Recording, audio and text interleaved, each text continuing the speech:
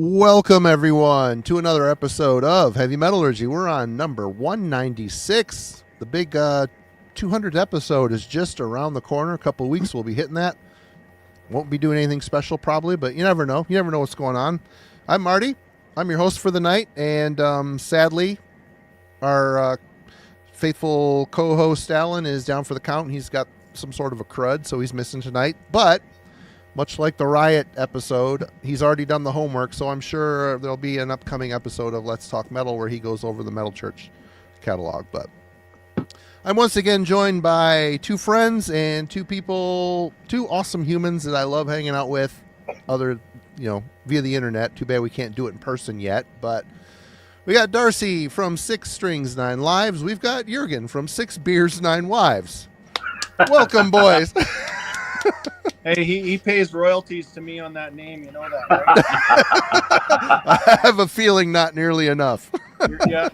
You're late on your rent payment there, buddy. So what's been going on, Darcy? What's been happening up there in Canada? Everything good?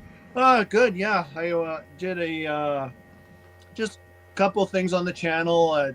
My usual updates, which are getting a little bit, like I said, a little more spread apart, just not buying as much as I used to, kind of focusing on, stuff that I really want, and some new releases, things like that. And what do I got coming up next? I'm going to dip back into a bit of glam metal and something I don't talk about a lot on my channel, but hey, I have a rich history with, a lot of the glam bands, so I'm going to touch base on that.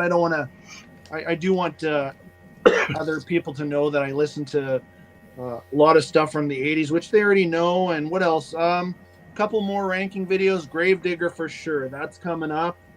How deep of a discography is that? That's another one of those legacy bands. I guess deep. If you counted their album that they did as Digger, it would be 22 studio albums. But wow. Just as Gravedigger, it would be 21 studio albums. So it's still a shitload. It's like right up there with Motorhead and other bands like that. Even, well, we were just talking about Rage behind the scenes here, and I mean, what do they have? Like 26 or 27? 26 or 7, yeah. Yeah, that's going to be a 5-hour show for sure.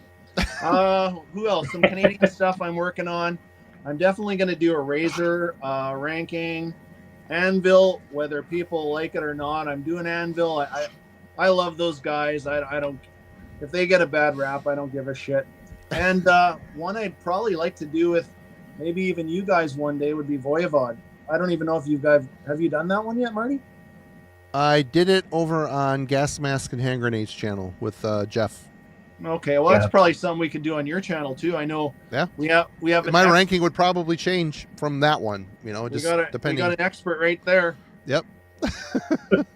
But yeah, well, he's going to be busy. We got to get him for Voivod. We got to get him for Rage. We're going to have. Oh my God, Jurgen, we're going to have to put you on the payroll so you can pay Darcy.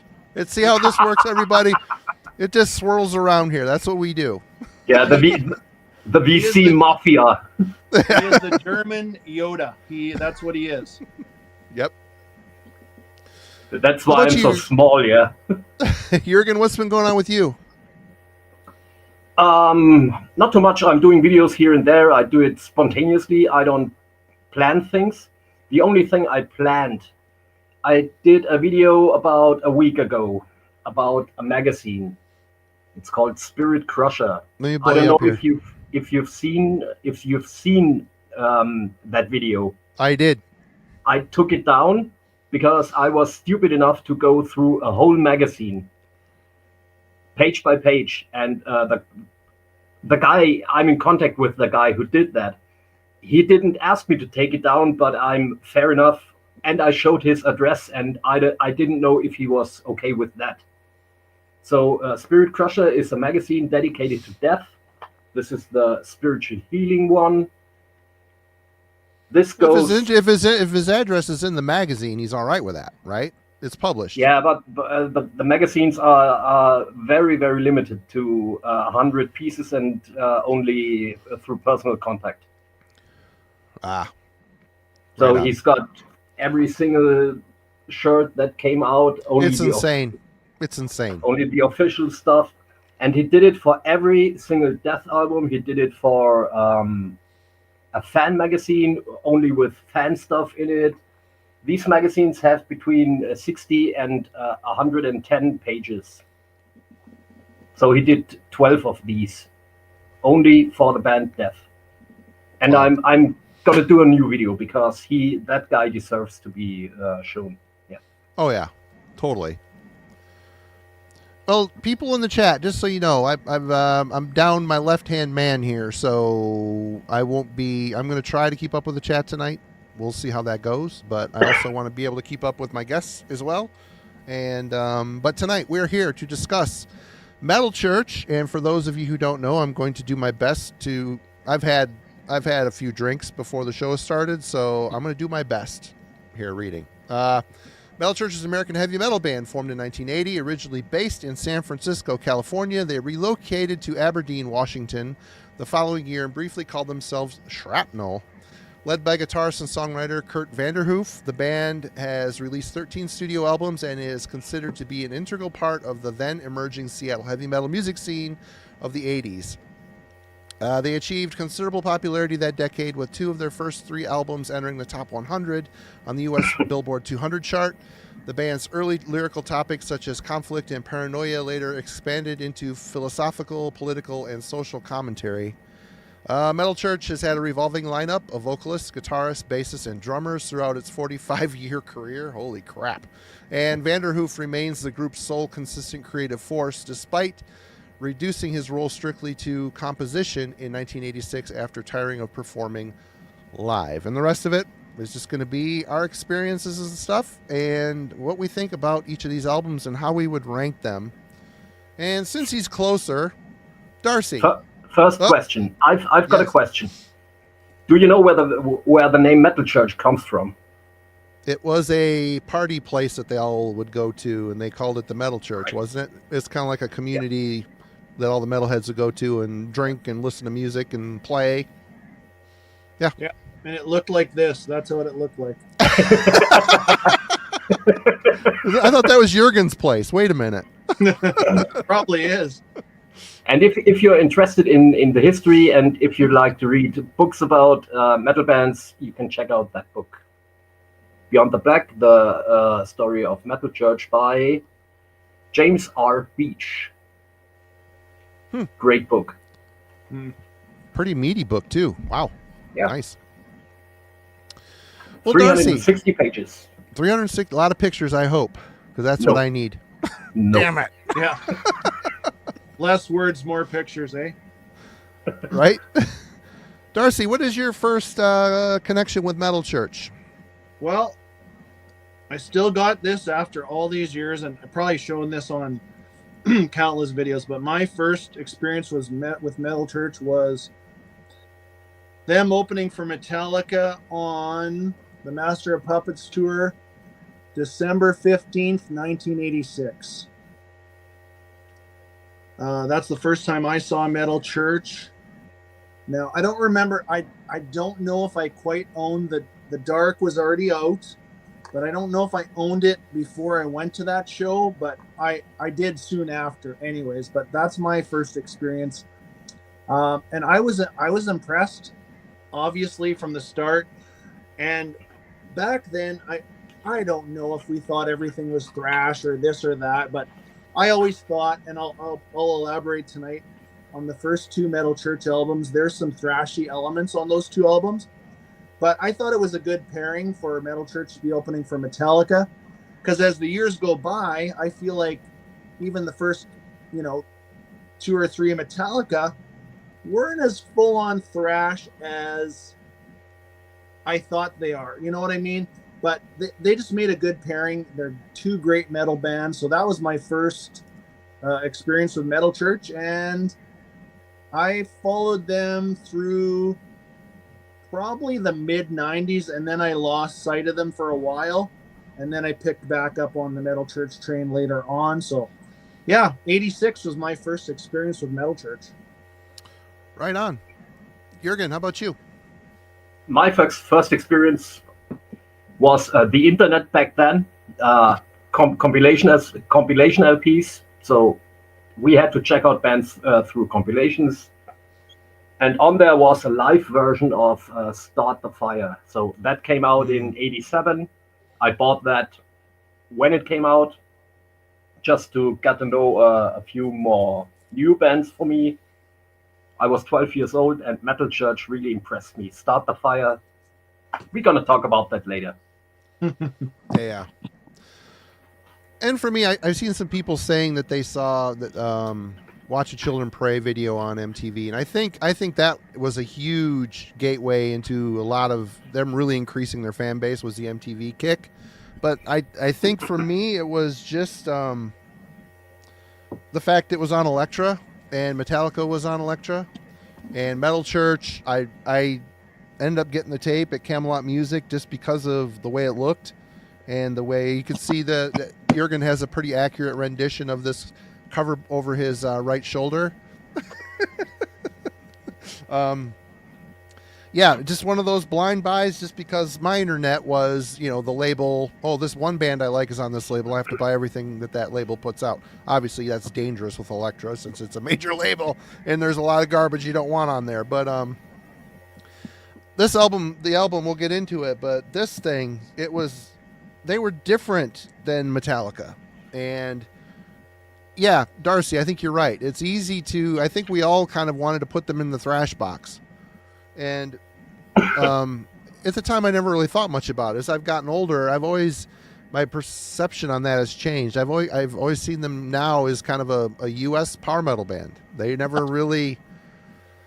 There was moments of speed. They presented as a thrash band when they wanted to, but it was just it's just really heavy, good metal. I don't know. They're one of those interloper bands that's kind of hard to gauge. Although they can play with the thrash bands, they can play with the metal bands. They're just a good mix of styles. But yeah, for me, it's just a lot of good memories with the first Metal Church album, driving around the 8th Street Cemetery, carrying it around in my Walkman, walking around the woods. I mean, it's just a lot of good nostalgia connected with that whole era for sure. Yeah, I have an easier time putting them in with bands like Sabotage and Omen. That's much more. That's the place where I think they fit better. Like you said, U.S. power metal.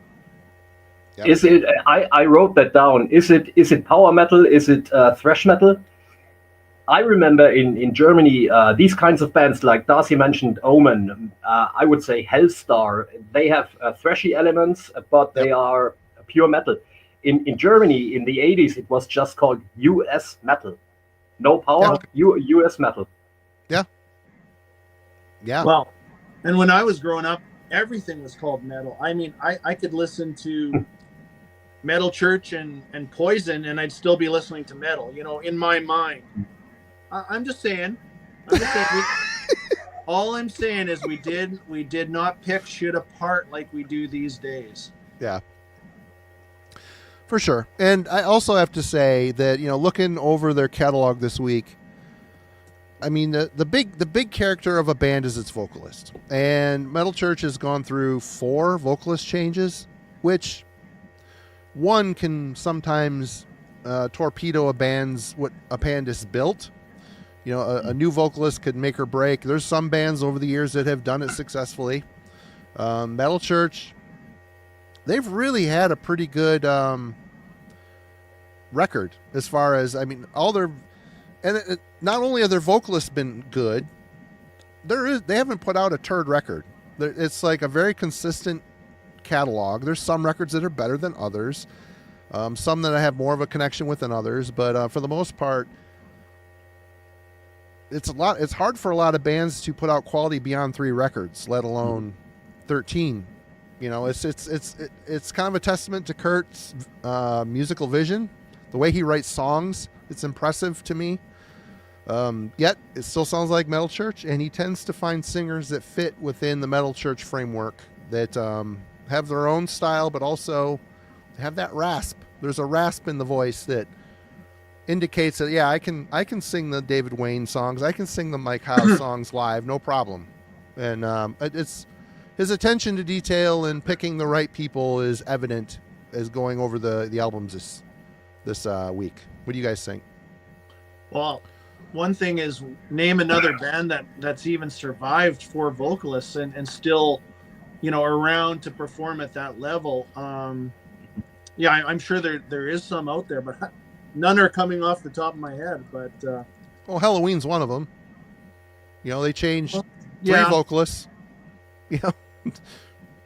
It's yeah, like them or don't like them. I mean, I think Darcy and Kai are both foreshadowed by Kiska.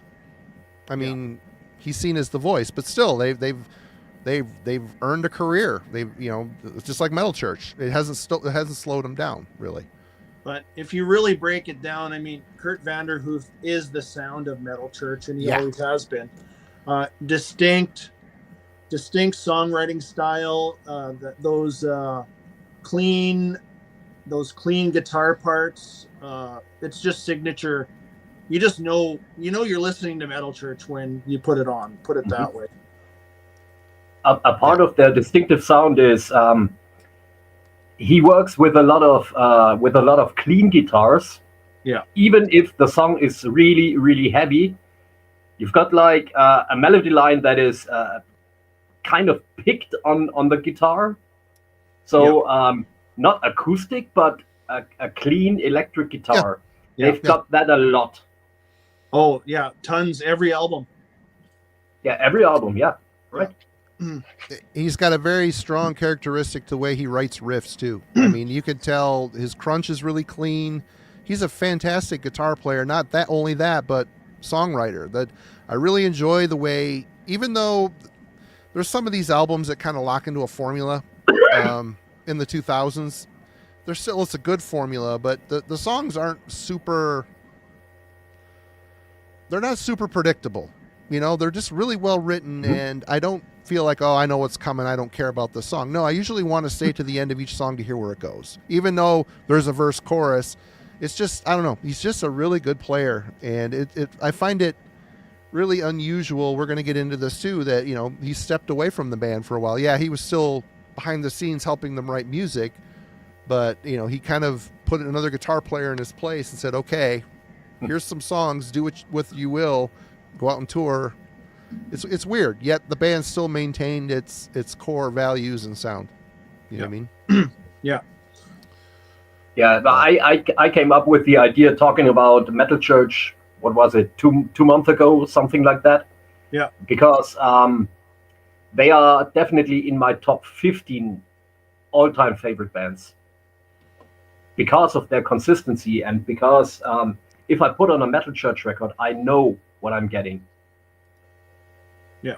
No matter which one. They have one disaster piece, but yeah, we're going to talk about that. Yeah. Yeah. We'll talk about it, yeah. All right, well, we've got 13 albums to roll through. Well, we might as well, where are we starting off with here, Darcy? Don't you show us? I'm sure you've got them all. We're doing our normal... Yep, we're going to go through 1 through 13, and then when you're done, tell us where you rate it. Hey, what's up, Dennis? Okay. Well, hello to everybody in the chat, too. But here we go. So we're going to start off with the debut, 1984. This is a reissue of... Originally, this came out on... What record label did that come out on? Well, mine's Elektra. I know it came out on something before Elektra. Yeah, and anyways, they re-released this. So I don't know if did the original come out in 83 and then this came out in 84? I don't know. Both in 84, and the record label was Ground Zero Records. Yeah, Ground Zero, that's it. But and this cover, and if you look really carefully in Jurgen's background, you're gonna see one of these. I gave it away, sorry. That's pretty cool. Anyways. It's not a Gibson, though. Jurgen doesn't play authentic. Anyway. No. So this is obviously this is the debut, Metal Church. The only one with kind of this original crunchy logo. They spruced it up after that, but we'll get to that. So obviously I got into Metal Church in 86, so I hadn't even heard this album yet. But when I saw them live opening for Metallica, they played, I think, 3 songs off of this album, and I was just blown away, and I wanted to dig into whatever Metal Church had out. So I immediately went out and picked this up because it was already reissued by Elektra. But this one contains my single favorite Metal Church song, which is the title, which is their signature song, Metal Church. Oh yeah. I just absolutely love that song. Beyond the Black. Oh my God! Come on, I mean, Gods that's of a Wrath. great song too. Gods of Wrath. Oh my God. And Gods of Wrath is exactly what we were talking about with those clean guitars picked away, like Jurgen was saying. And you know what? Even Highway Star is not that bad. It's actually a pretty thrashy version of pretty cool Highway cover. Star. Did it need to be on there? I guess at the time it did, but this is just a fantastic album. And this has always been my number 2 favorite Metal Church album. Number 2. All right. There we go. Jurgen. Yeah, it's a 40-minute album. It has a cover song and it has an instrumental track. The instrumental track is not bad.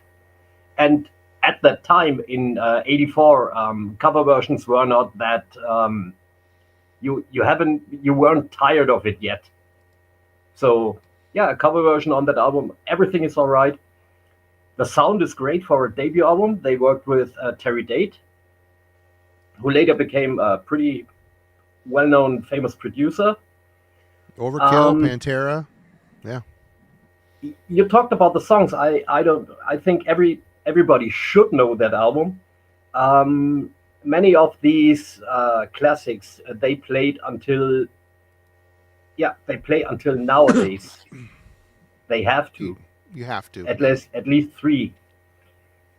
I've got the Steamhammer version, and this one has an extra track.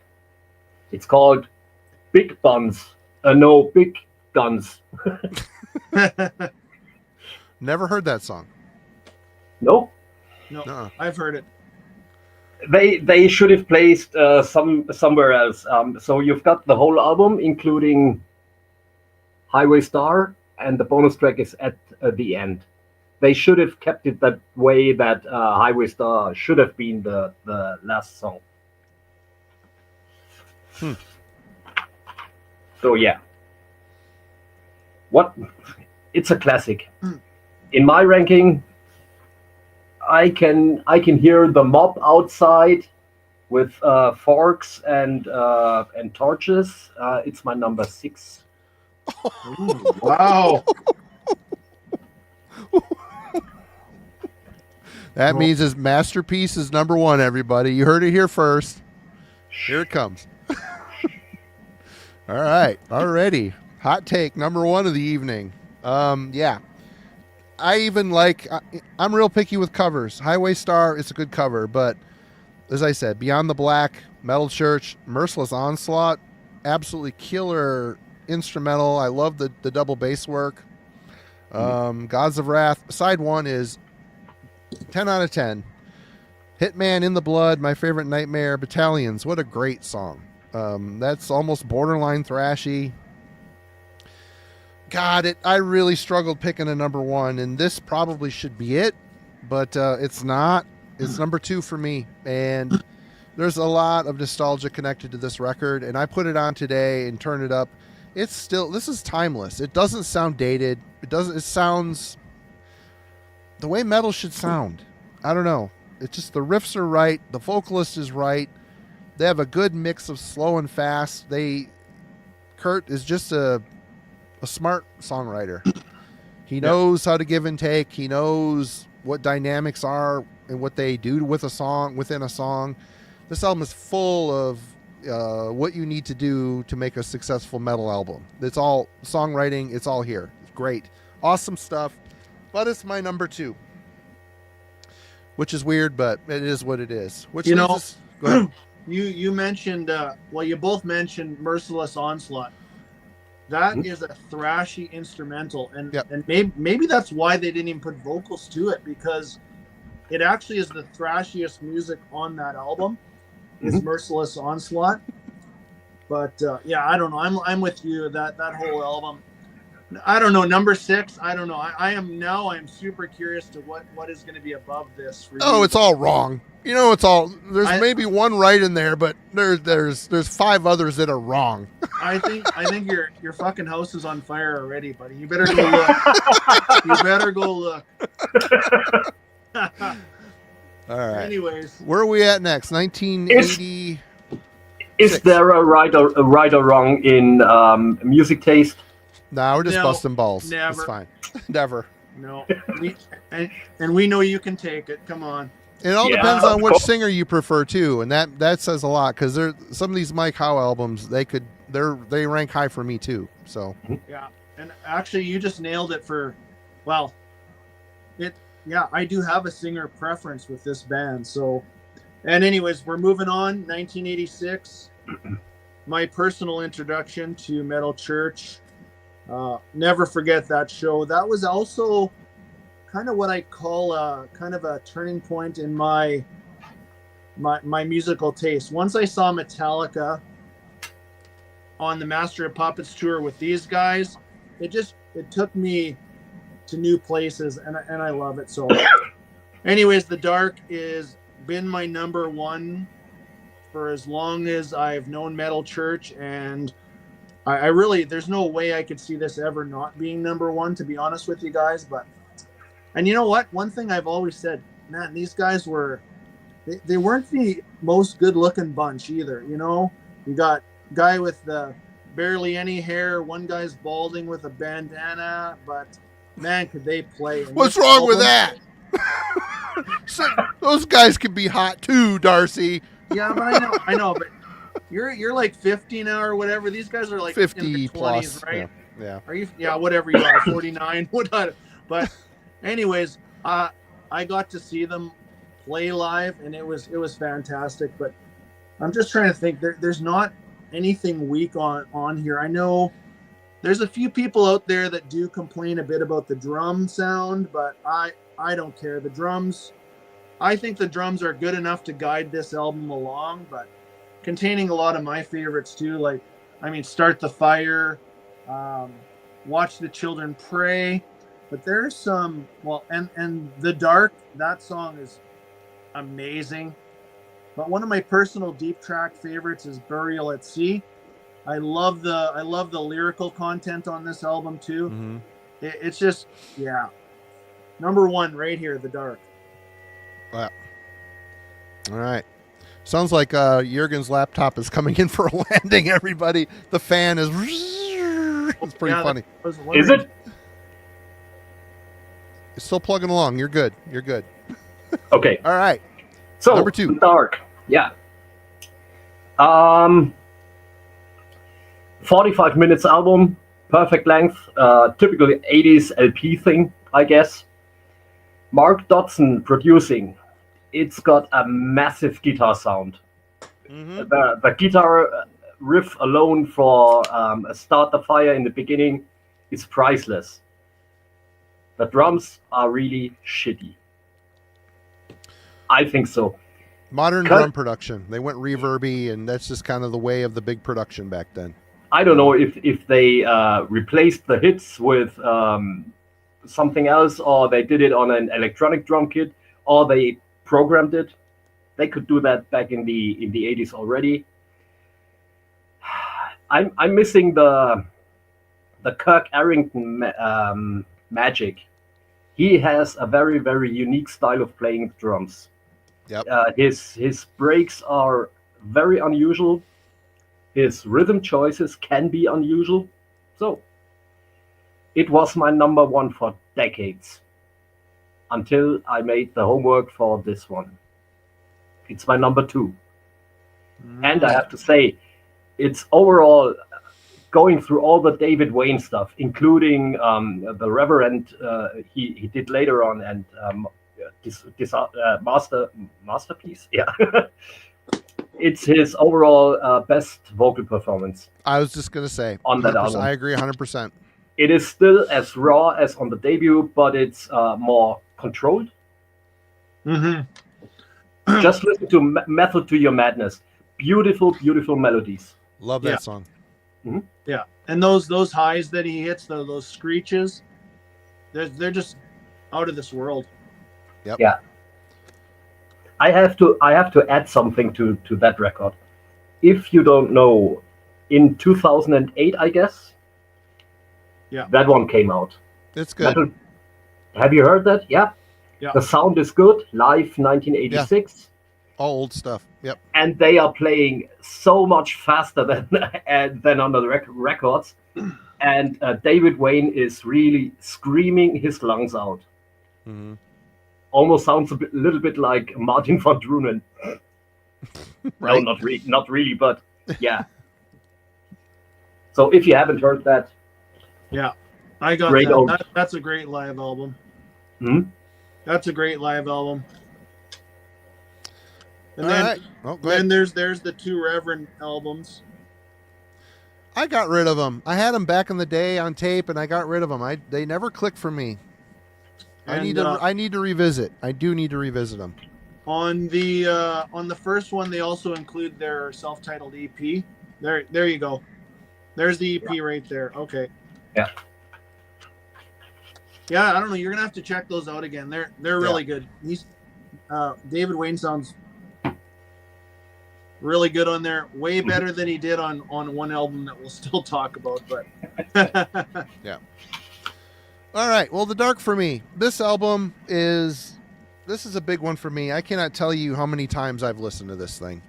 I mean, the self-titled it blows me away, and this was the exact level of evolution in their sound that I needed at this time in my metal growth and development. I think they really upped the songwriting a bit on here, and again, it's great dynamics.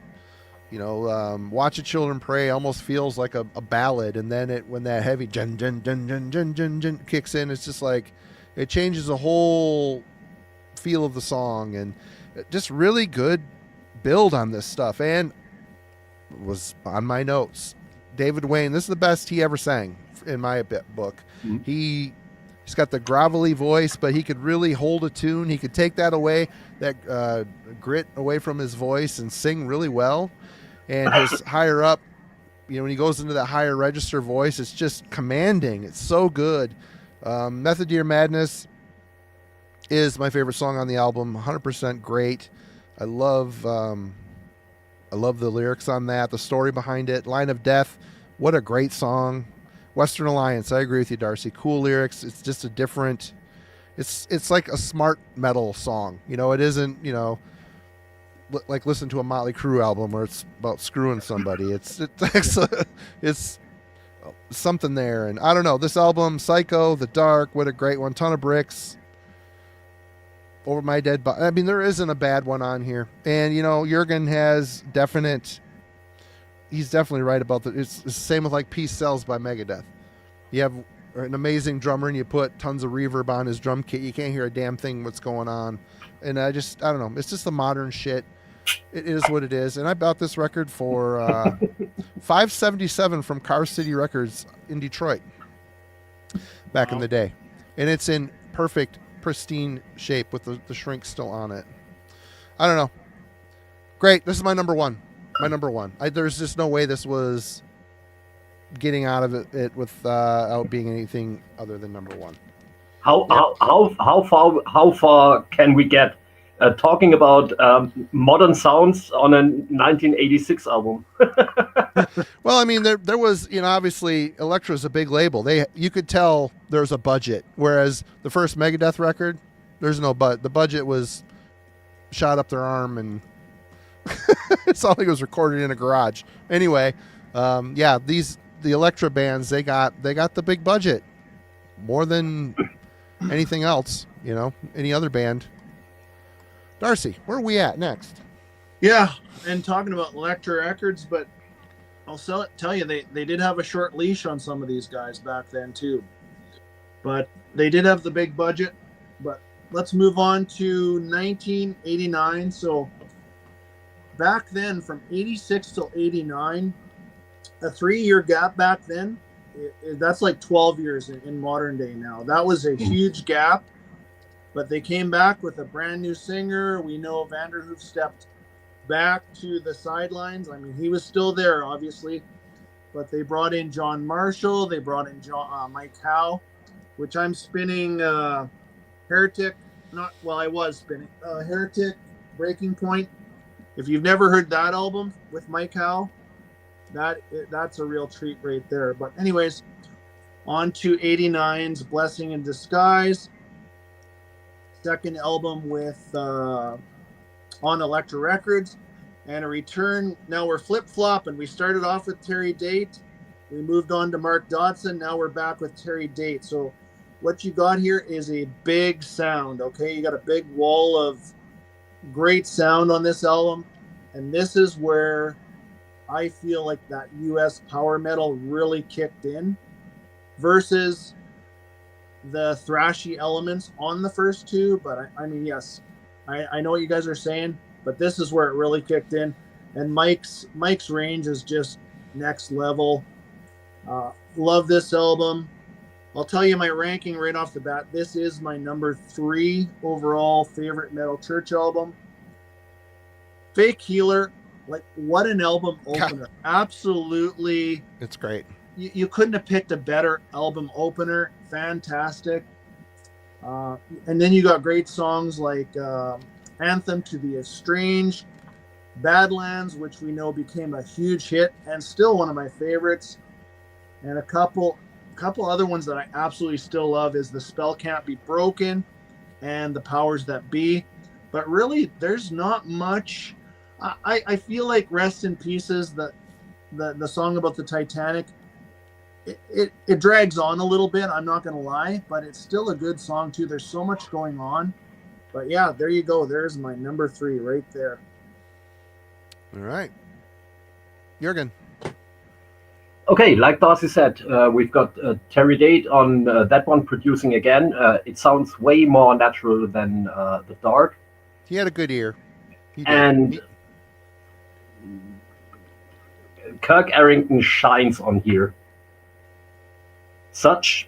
It's not very obvious, but if you ever played in a band or you're even playing drums, listen to that. He has such a unique style, and he shines on that, especially in the Anthem to the Estranged. Listen to that song from a drummer's point of view. Great. It's got their 2 biggest hits, I would call. Fake Healer, everybody knows that song, at least if you are our age, and Badlands, of course. So yeah, and that was my first time seeing the band in 1990. Saxon Metal Church. Celtic Frost canceled the show because they were too low on the bill for Tom. I don't know what happened. Instead of that, we had Chroming Rose playing. I don't know if you heard them, Marty. I've heard that. I would like them. Yeah, it's sounds exactly like the Keepers albums. Yeah. Huh. So sounds interesting. This would also be my number 3. All right. Well, for me, I saw times are changing. What year did this come out? 89, year I graduated high school. I am at this point starting to get into more extreme music, and I still had very much a love for this stuff. I remember seeing the video for Badlands on MTV one night, and I'm like, who in the hell's that guy? What the hell happened to my band? I love this band. What is this crap? It's crap. Well, I was completely shocked. There was a bit of a stylistic change, it felt like. I found the tape at the local pawn shop for $1, bought that, hated it because I was going more extreme.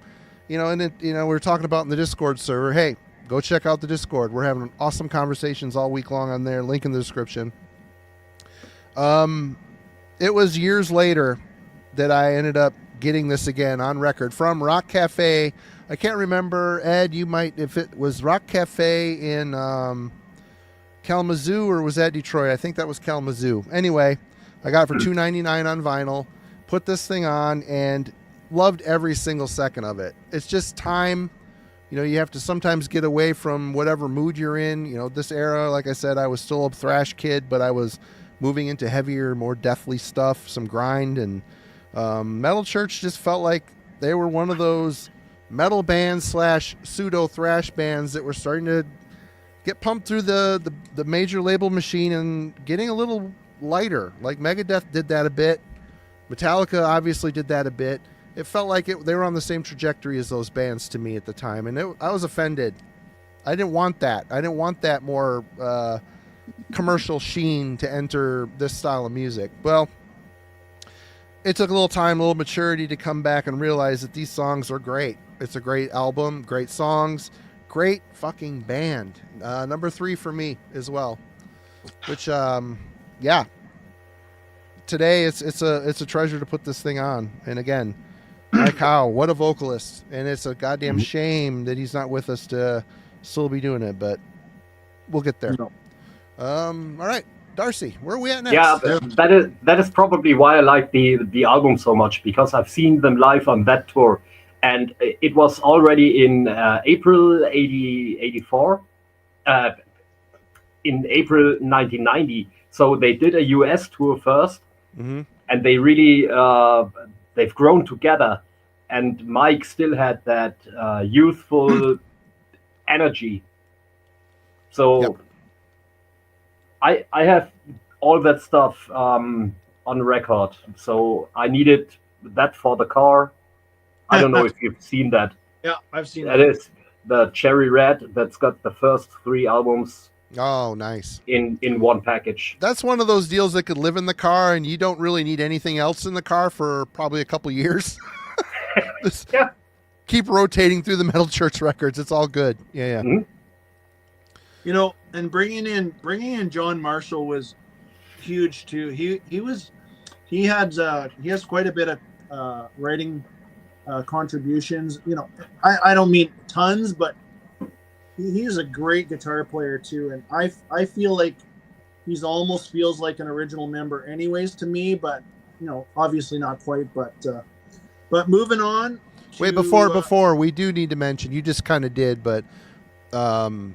Blessing in Disguise is the first album where Kurt steps down from playing live with the band, and he's just kind of a guy in the background helping write. Did I write down on here? No, he wrote a lot of the lyrics and co-wrote over half the album. So yeah, and he does play guitar on it. You just don't know quite where, but I'm sure if by your ear you know who's playing. So yep, all right. Yeah, and then John Marshall comes in and continues on. So moving on to 1991, only a 2-year gap between their 3rd and 4th album, but a lot happened in that time. They got dropped from Elektra Records, and they signed with Epic for. I'm going to show you my original CD, because for 1991, for the Human Factor to not put a band logo, to me, was ridiculous. It's like, oh yeah, Metal Church, that's a household name. They don't need a logo. Come on, we know who that is. But yeah, it's on the tape. It's on the tape. Yeah, the tape. I have the original cassette. It's not on the CD. But when this vinyl reissue came out through Music on Vinyl, I'm like, yes, we got the classic crunch, or not crunchy logo, but. I know that I don't know, whoever wrote up our the little preview in this stream, was it Alan? He put about this logo. He did. I couldn't agree more. This is classic, recognizable, but this is what this album cover should have looked like instead of just this CD. But so yeah, same lineup. Still got Kurt Vanderhoof in the background. But then now we're flip-flopping back to Mark Dodson on production, which I don't mind Mark Dodson. I mean, he's produced some of Suicidal Tendencies, tons of really good metal. But what the Human Factor is to me is just a more stripped back than there's way less polish on this one than there was on Blessing in Disguise. The sound is, I mean, the production isn't perfect, but I love this album, and this one has grown on me more and more over the years. And you guys, until 2 hours ago, I almost flip-flopped this to number 3 over Blessing, but I just have a little more in here with Blessing. But this one contains my second favorite Metal Church song, which is In Harm's Way. This one's much more darker in the lyrical content too, especially that song. But there's so many great songs on here. Like the Final Word, Date with Poverty. I'd say this album just flows through the whole thing. Yeah. And there's no big drop-offs on this thing. And if you've never heard this album for some strange reason, listen to In Harm's Way. Absolutely brilliant. But this one is my number 4. Easily could be number 3, but it's number 4. All right. Jurgen. Yeah, okay. Mark Dodson is back, but this time the drums sound real. And you can hear the Kirk Arrington magic, as I call it. It's very earthy sounding, if you know what I mean. Yeah. It has that natural aggression that's not pushed in your face, but if you listen to it the whole way through, it has an aggressive undertone. Very heavy songwriting. The riffing on here is heavier than at least Blessing in Disguise. It has compact songs that quickly come to the point. And Mike Howe sounds a little bit raspier on here, but he sounds like he finally arrived in the band. He knows exactly what he's doing. Yeah. So, yeah, that is my number 1. But you know what, Jurgen? That's your number 1. Right on. Yeah. Nice. You said raspy too. The emotion coming out of this guy on this album is amazing. Yeah. Yeah, for me, I'm late to this one, and it's just amazing to see it's on Epic Sony. You know, these guys are climbing up the food chain when it comes to record labels, and obviously they didn't have much of an art budget. And we see how they kind of squandered the art budget on the album after this one, but we'll get to that here in a second. Yeah. This album for me is number 6. I'm late to it. I'm not as familiar with this as I am the first 3. Tech stuff, it's the same lineup as Blessing. Date with Poverty is my favorite song on the album. I love Mike has just got a very playful way of some of the melody lines he comes up with on these choruses surprise me how good and how catchy they are. It just really and I'm going to talk about this later on as well, but how he and Kurt work so well together as far as how he complements Kurt's songwriting. It's just a really good fit. And as Darcy mentioned, Harm's Way is another favorite on here. Mainly for there's a lot of layering in the voice during the chorus. Very epic, very energized. It really lets Mike spread his wings a bit. He's not just the raspy guy, you know, Bon Scott meets David Wayne, you know, doing his own thing. He's a hell of a singer. And, you know, this is one that needs to be a little bit more in my rotation. It's solid. It's a great record. The main reason why I don't spin it much is because I have it on tape. And me and tape decks, we struggle. There's a relationship. It's a love-hate relationship. To coin Sacred Reich. Anyway, yeah. You definitely spend some more time with it. It's just recently been reissued on Music on CD. Oh, which is the parent, which is the same company as Music on Vinyl. Oh, okay. So, and that one sounds really good too. They've been digging into, what else have they reissued? Heathen, Victim of Deception.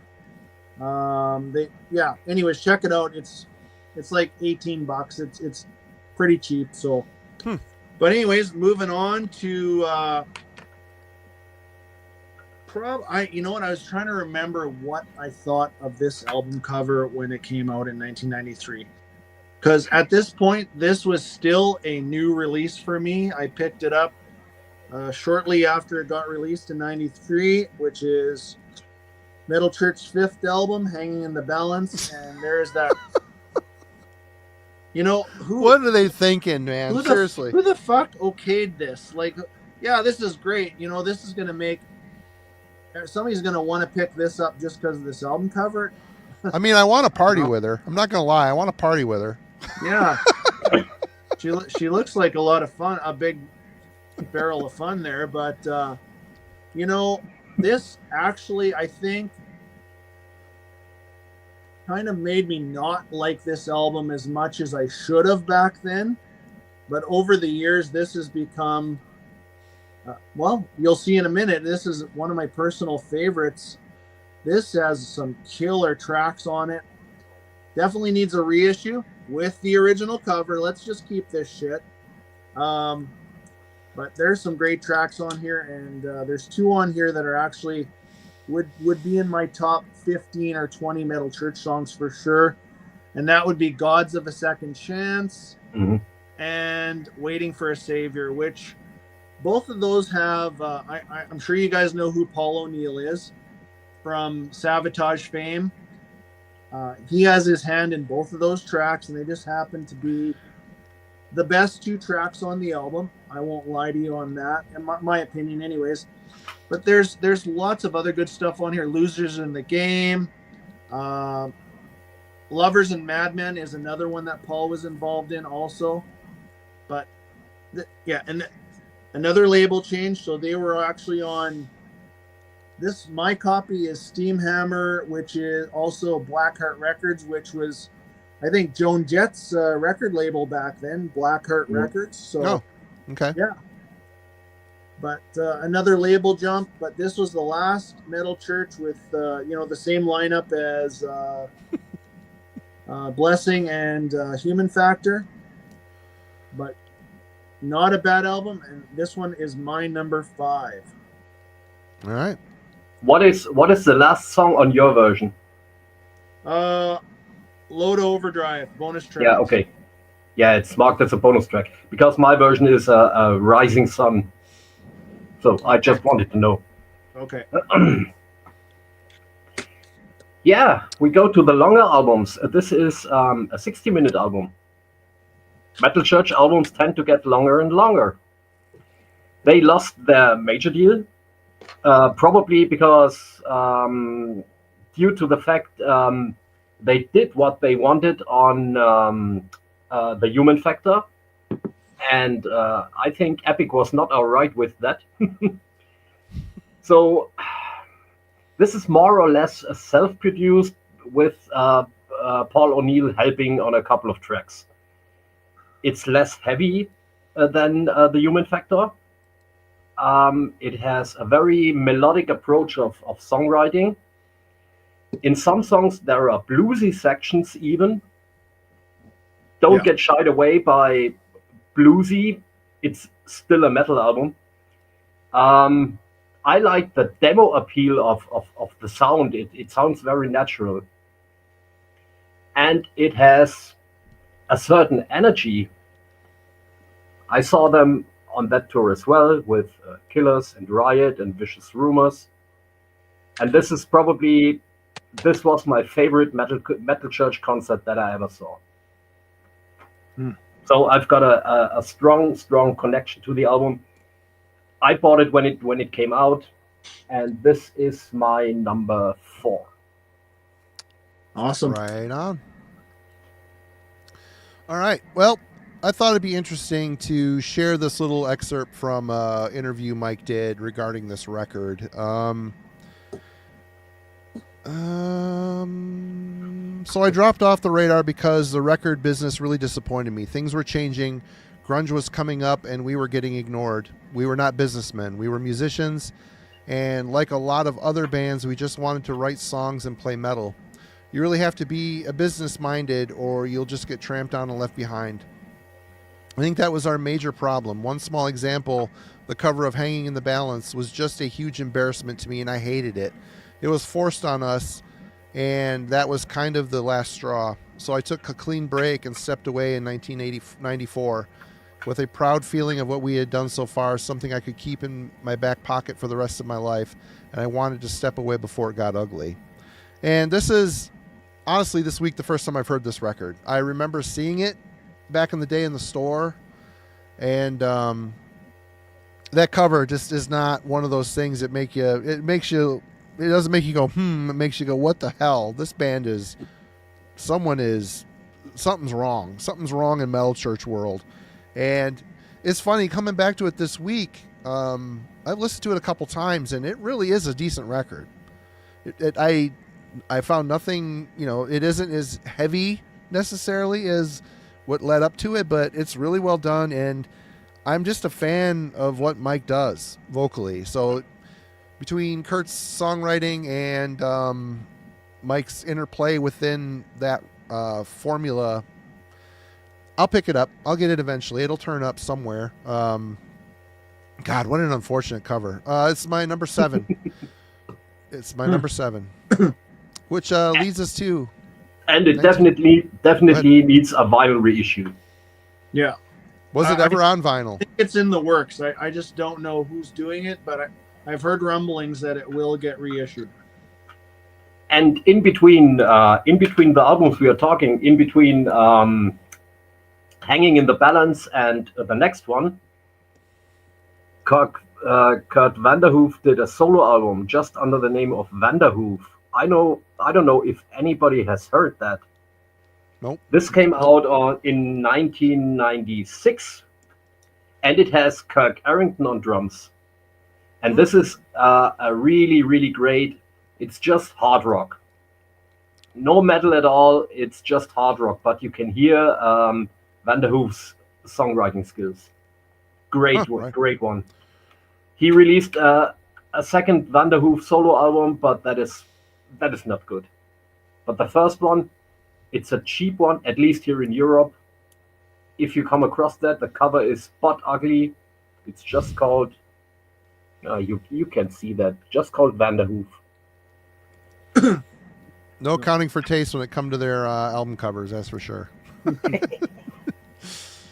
All right. Darcy, where are we at next? The big one, the comeback album. Here we go. Yeah. Six-year gap. I mean, obviously they were not even a band, and I don't know the whole story behind, but I think there might have been a little pressure for Kurt to try to get the band back together, and as close as they got to the original lineup minus Craig Wells, but John Marshall was still in the band for 1999's Masterpiece. Got the, they even returned with the Gibson Explorer on the cover again, tried to get some of that nostalgia back. But as Jurgen alluded to earlier, he called this disaster piece. And that is actually words right from Kurt Vanderhoof. He said that.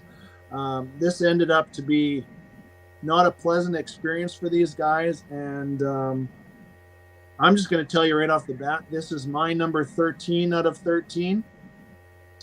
Not a total loss. There's some good tracks on here. But David Wayne's sharp, piercing vocals they weren't here. It almost feels like he was struggling at some points for sure. But let me mention a couple of tracks that I did enjoy. And we talked about cover songs. This is the only other album that I can remember that they did a cover song. They did Aerosmith's "Toys in the Attic." Ugh. And it's terrible. It's just I hate Aerosmith good. Anyway, but God, yeah, that's not good. If you are new to this album and you just want to hear a couple tracks just to see what it's like, the leadoff track "Sleeps with Thunder" is really good. "Pound for a Pound of Cure" is pretty good too. "Masterpiece," that's an instrumental that it's actually not bad. And probably my favorite track on here is called "They Signed in Blood." But this is, my number 13 right here. something I don't go back to that often. Yeah. Jurgen. Yeah, Disaster Piece. This is the first self-produced album by the band. The sound is pretty weak It's weird. on that one. Yeah. I would almost call it awful. Mm-hmm. Not all the songwriting is boring, but all in all, the songwriting is boring. It's not all shit. Don't get me wrong. This is still a 5.5 out of 10. Yeah, better than average. The cover is crap, as you can see. I don't like it. I don't know why. Technically, it could have been a cool cover, but yeah, it isn't.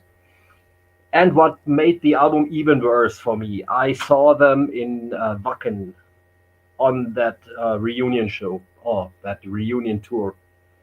And it was sad to see David Wayne live. It really was. He was not doing well. He struggled through the songs, even the classics. They didn't have the fire they had back then.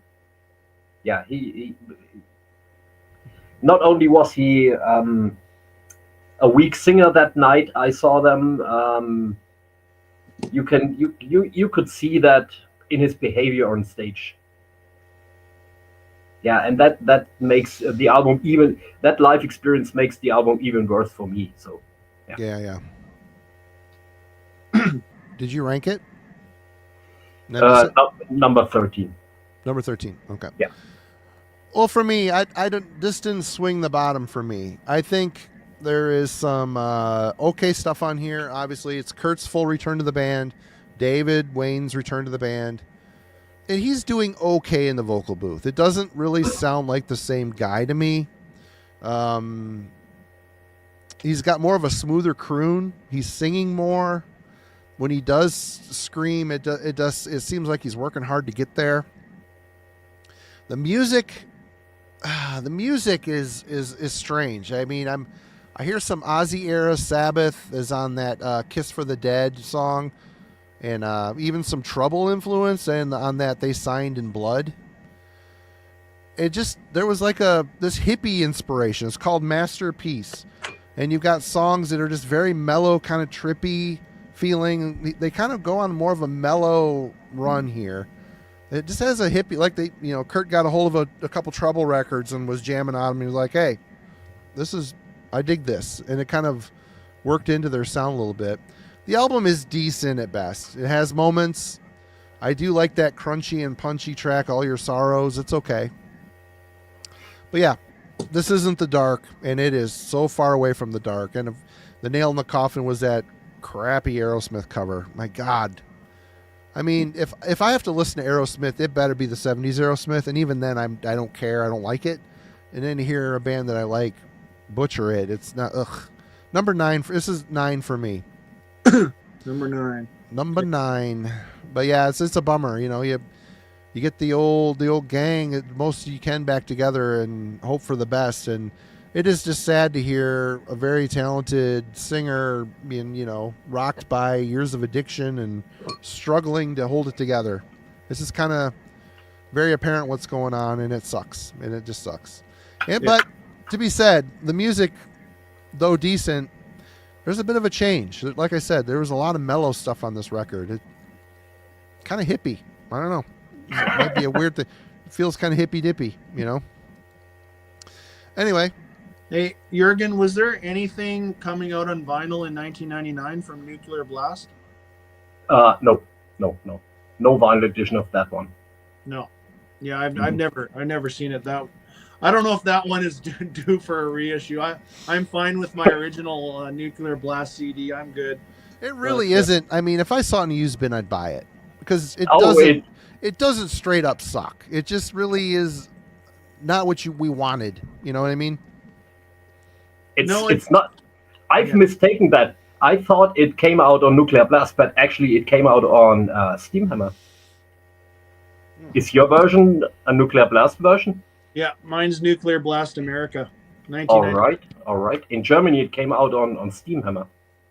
Yeah. So they had a European distribution, and then North America was Nuclear Blast. Okay.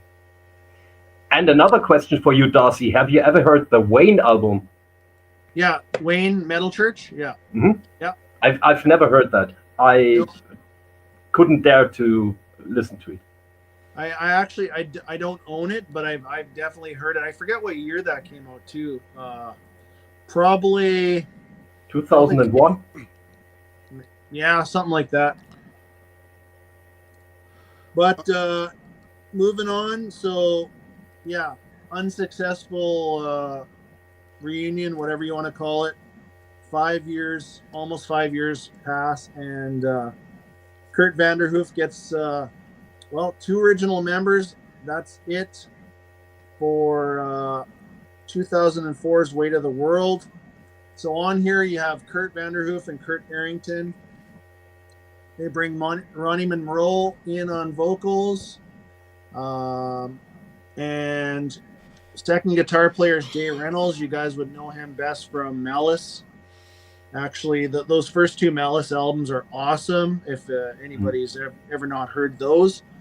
But Jay Reynolds on guitar, and who else did they bring in? Steve Unger on bass, who's still in the band to this day. So Steve's been in the band for 21 years.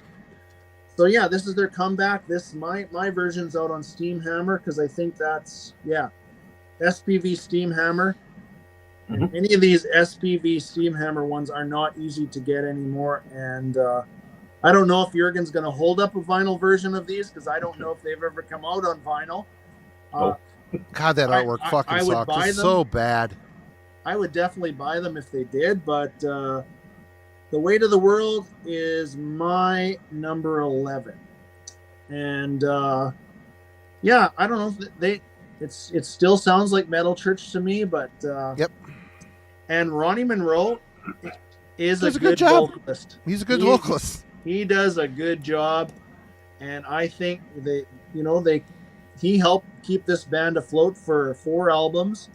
They kind of were behind the scenes in 2000. Not a lot of people were talking about Metal Church, and to be honest with you, this after actually right around Masterpiece is where I lost track of them for quite a while, and then jumped back on like I said, the Metal Church bus.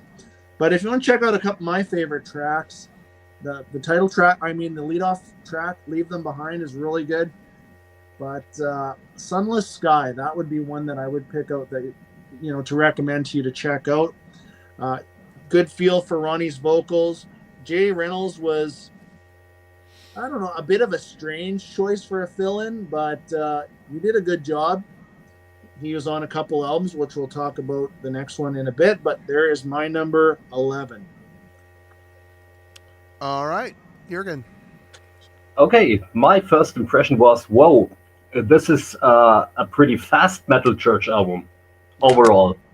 A lot of fast songs on here. The drums sound real, and it still has Kirk Arrington on drums. It's his last one. Yeah, I think, yeah. Yeah.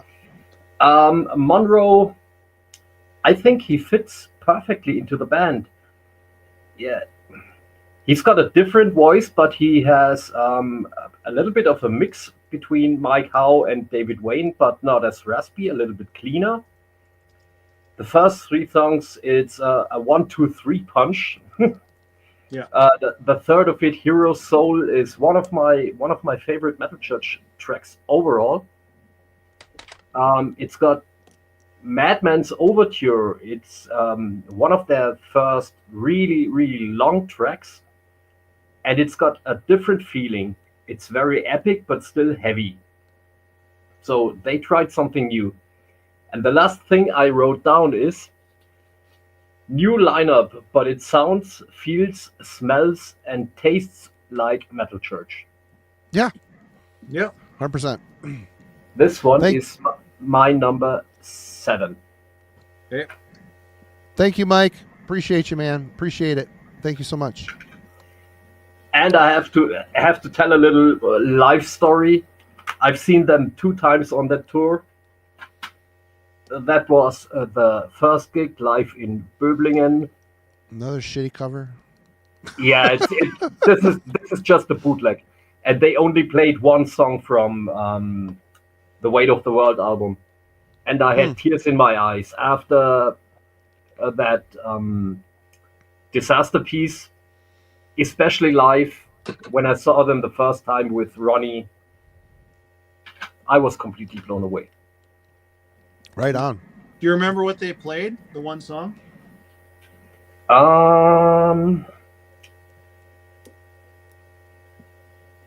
Leave Them Behind. Yeah. They went with the banger. Good Right off track. the bat. Yeah. Good track. All right. First time hearing this album this week. And Ronnie Monroe, I got to say, he's a good replacement. Kurt made the right choice. He has that acceptable rasp to keep the spirit of the band alive and be able to sing the Wayne and Howe eras with authenticity live. I like how he soars into the higher register too for a bit of kick of power at the end of some of the phrases. Says a better production than Masterpiece, and straight away a lot more energy on Leave the World Behind, Hero Soul, and Blood Money. It's a solid album that sounds like Metal Church in spite of the vocal change. It's 10 for me. It probably would have been a little bit higher if I had time, but there's still a lot of Mike Howe stuff coming that needs to be up higher than Ronnie Monroe. Sorry. But what's next, Darcy? What did you say, number 10? You? Number 10, yep. Okay. What's next? Continuing with Ronnie Monroe, this is 2006. A Light in the Dark. Not a bad cover here at all. I mean, this one It's not bad, yeah. is much better than Disaster Piece, but you got the Gibson Explorer, which it appears in lots of their covers. But yeah, A Light in the Dark. For me, I would say this is Ronnie's weakest vocal performance out of the 4 albums that he did with Metal Church. That's kind of how I feel, but not terrible. I don't want to mislead you and say it's shit, because it's not. But the production, it wasn't quite as good as Weight of the World. The Weight of the World for me. There's the back cover. This one has actually a unique kind of tribute. They remake their own song, Watch the Children Pray, titled Watch the Children Pray 2006, for David Wayne, who passed away in 2005. Rest in peace, David Wayne, but pretty good cover of their own song. But there's some other really good tracks on here. A Light in the Dark, the actual title track, really good. But my favorite track on here is called Son of the Sun. But this one is my number 12, A Light in the Dark. All right. Jurgen.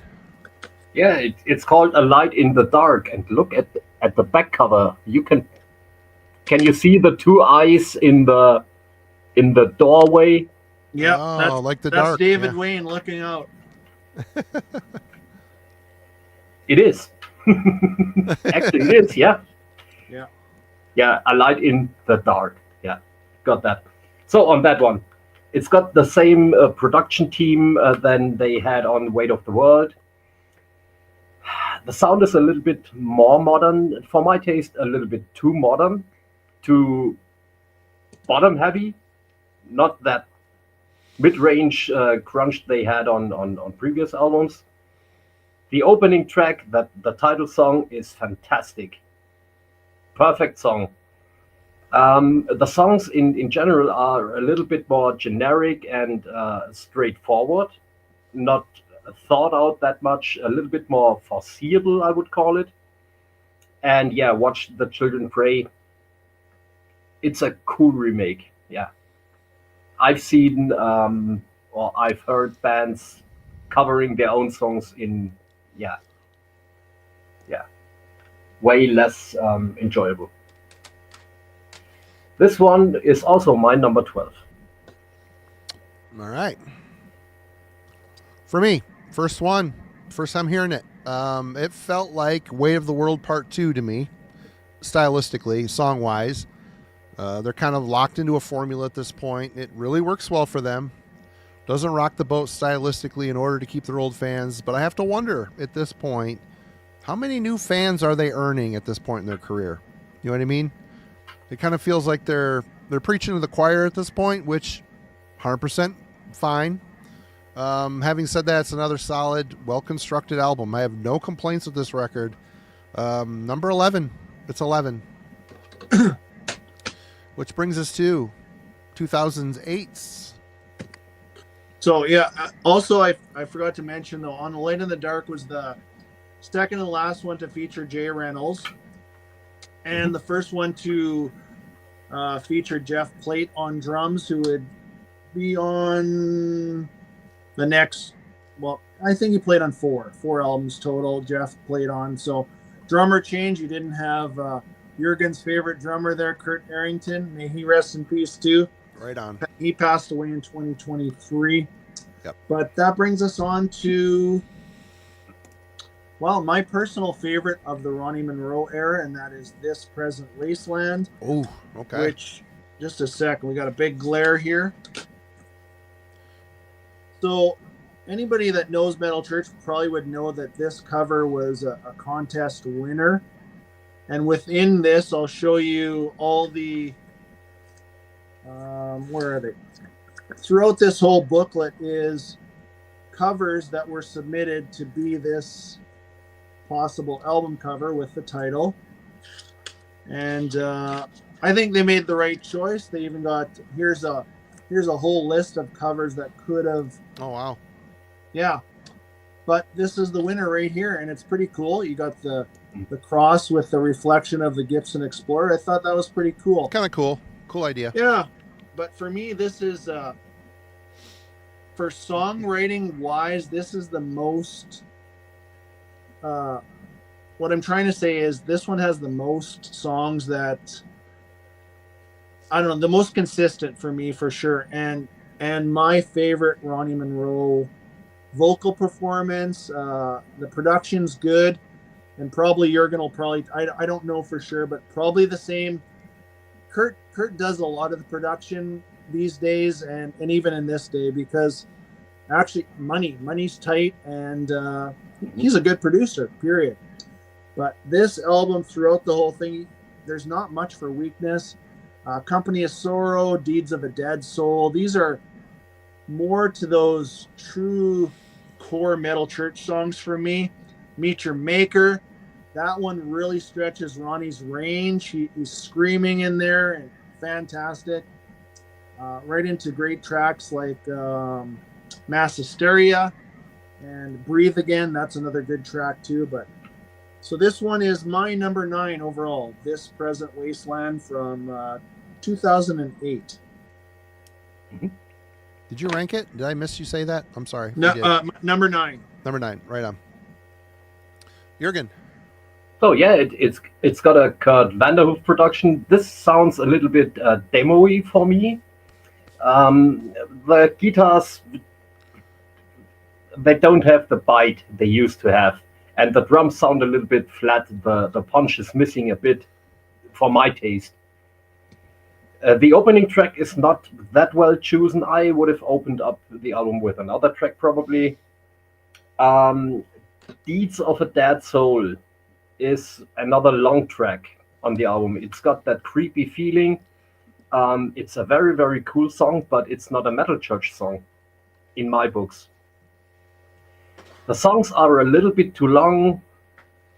I think if they would have made that a 45 or 48-minute album, it would have ranked higher for me. I really like that album, but for me, it's number 10.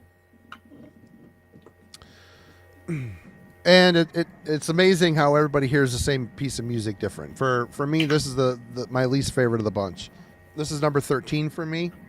And it isn't necessarily because it sucks, because it doesn't. It's more of a slower album.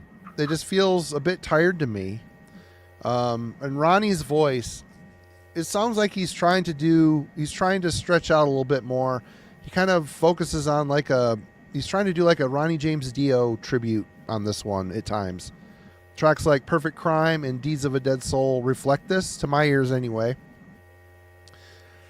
I mean, it's okay. I mean, I hear a guy trying to sound like Dio. It makes me just want to hear Dio. You know, it's just never the same unless you're Jorn Landa or somebody who can really bring something a little bit different to it. But I don't know. 13 for me. I listened to it a couple times, trying to get, maybe it's because I just at this point was like just trying to get all through all the metal church I hadn't heard yet. But it just seemed like the slower nature of some of these songs, and it felt a bit more tired than the rest. All right, Darcy. Yeah, and maybe that's, well, not maybe, definitely for me, that's when I jumped back on. That was my kind of re-entry point to metal church. So when you pick up an album brand new, you know the deal. I mean, everybody on here knows the deal with that. So there's a little more nostalgia type of stuff for me for that. Oh, sure. One for sure. But yeah, Ronnie, overall good job. We're moving on with the last to feature Ronnie. But there was a 5-year hiatus again. Were they going to continue things like that? But they came back with Generation Nothing in 2013. Man, what a great album cover! God, rules. Kidding. If you see in the background, it's got that diamond plating from, probably a Gibson Explorer, something like that. They're trying to hide it in there. Well, no, it is, because the back cover. There's the back cover right there. I am not sure. Jurgen can answer what this was released on Rat Pack North America. I don't know what the distribution in the over the pond or over the. Yeah, mine is a Rat Pack as well. Oh, yours is Rat Pack too? Okay. And it says body of work. Yeah, same thing. Digipack? Yeah. So this is the final album with Ronnie on vocals, same lineup. So actually on this Present Wasteland, Rick Van Zandt came in as second guitar player who took over for Jay Reynolds. Still Jeff played on drums, still Kurt's there, Ronnie's there, Steve Unger on bass. But this is a really good album too. This is actually my number 10. And personally, I would definitely recommend to anybody that hasn't heard the Ronnie stuff, check this one out. Bulletproof, a good lead-off track. Where else? Dead City, Hits Keep Coming, Jump the Gun. Actually, Noises in the Wall, that one's got some cool stuff on it too. But yeah, there's my number, what did I say? Number 10. Yep. Generation Nothing. And then Ronnie kind of exits, and then we know what happens next, but we'll talk about that soon. Jurgen.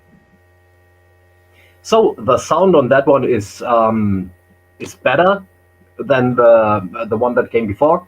Still Kurt Vanderhoof producing, but I think we're gonna talk about him learning his craft in a couple of minutes. This one has more energy for me than this Present Wasteland. The opening track, you can imagine David Wayne singing it, and you can imagine Mike Howe singing it. Would be two different approaches. It has a punky riff. That's where Kurt came from. He was in a punk band in California for a while. Yeah. Mm-hmm. And it's a simple song, but a perfect metal church song. The title track runs a little bit out of ideas for my taste, so Generation Nothing, a bit generic. Noises you mentioned, Darcy. I think it's a little bit unnecessary long, but it's a good track though. Yeah, could have been shorter for 40 seconds or 1 minute or something like that. Yeah.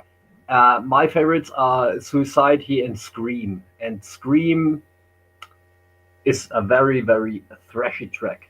It is the fastest on the album for sure. Yeah. It's the fastest. Yeah, Definitely. So this one is my number 8 in the discography. Right on. Good. I think it's what I do? There it is. Generation Nothing. It's definitely got a brighter, more modern production. And by saying modern, I don't mean it's bad. The drums aren't clicky. It's just a good production. There's more crispness to it. Ronnie's last album with the band, and really he had a pretty solid run with Metal Church. Nothing to be ashamed of in any of this stuff. He always sounded like he belonged from the very beginning with not one but two mighty shoes to fill. It's not an enviable role for any singer to enter into that situation, and he did it with grace, I think. On this one, I really like Dead City. I like Bulletproof and Scream being the fastest, thrashiest song on the album. Nice energy and excellent songwriting as always. So, having said that, it's number 12. And again, just because it's at the end of the catalog doesn't mean that I hate it. It's just something's got to be towards the end. And this is my first spell with it this week, and it is a solid Metal Church record. It sounds like Metal Church, which commendable, very commendable. Which brings us to somebody in the comments just mentioned that Ronnie reminds him kind of Bruce Dickinson. Yeah, I made a little bit of a Maiden connection there too. Listening to those again, those Ronnie Monroe albums, they have. It's not necessarily the vocals, but they started to do that twin guitar thing. They never did that before. But when they played melodies, even on Weight of the World, when Jay Reynolds came in, they started to do a little bit of the twin guitar harmonies, and they never did that before. Yeah. What? Sorry, Marty. What did you rank that? number 12.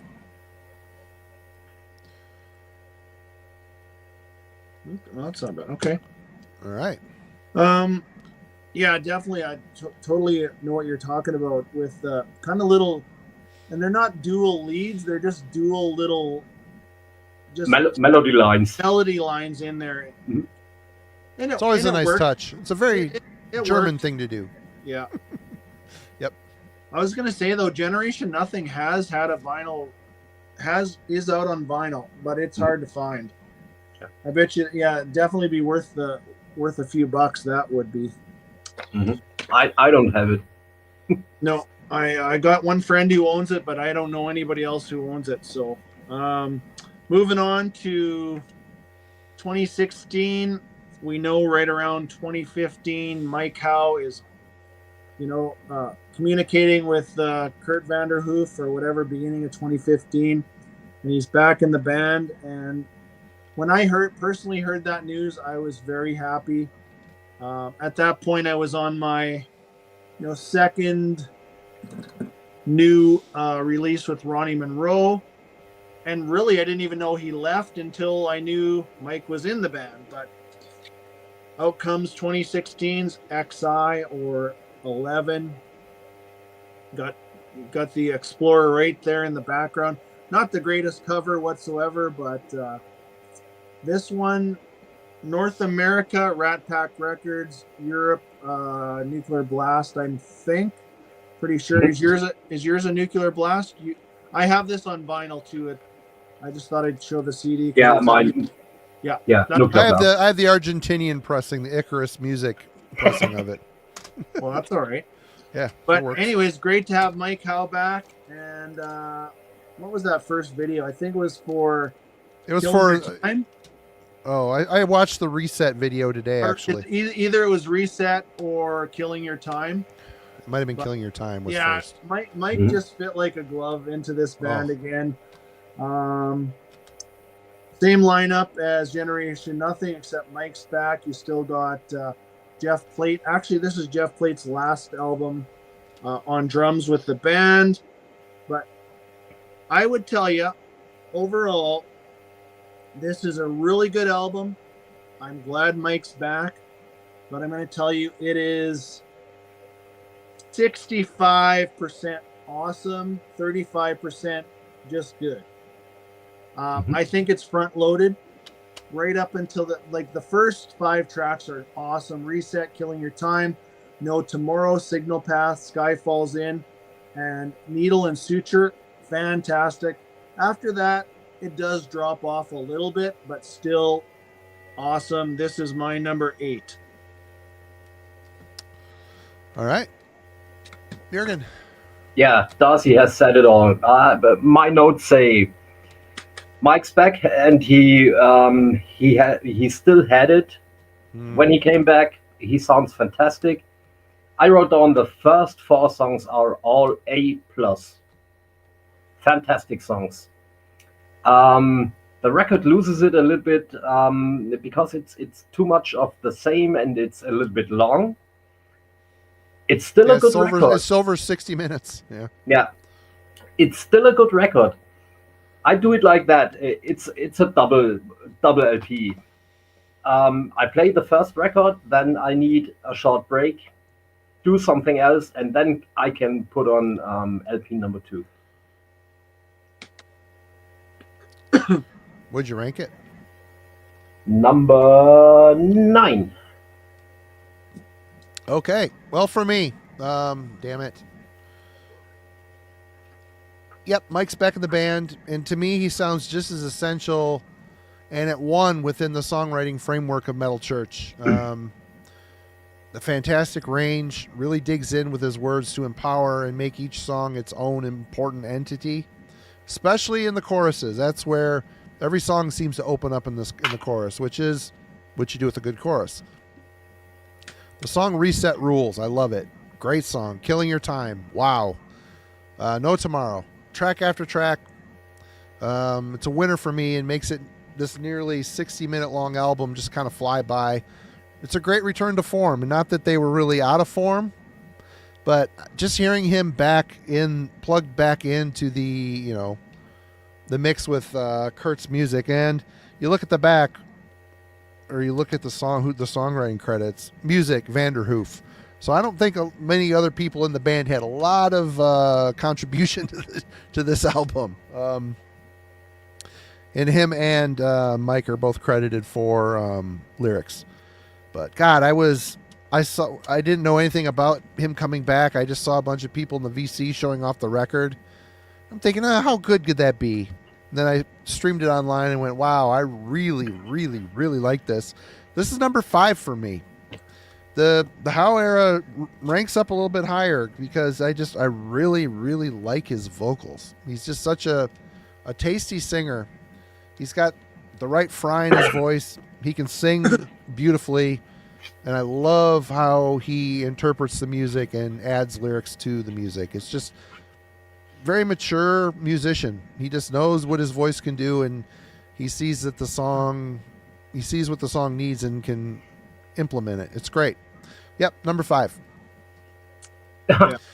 Mike was asked after he returned to Metal Church. He was asked in an interview how he kept his voice if he practiced, and he says, "My little secret is, after I left the band, I did nothing. I never sang again. Same I never with John Arch. Practiced, did nothing." And then he was called up to maybe join, and he needed a little bit of time to get his muscles in form again. So that's all he did. So he didn't fry his voice. Yep. Yeah. No, yeah, his range is still incredible. Right up until his untimely passing at 55 years old, which still bothers me. It's a bummer, man. Yeah, God. I mean, he's been gone. It'll be 4.5 years. He's been gone already, and it just, yeah, that one hurts because he's such He seemed like such a nice dude too.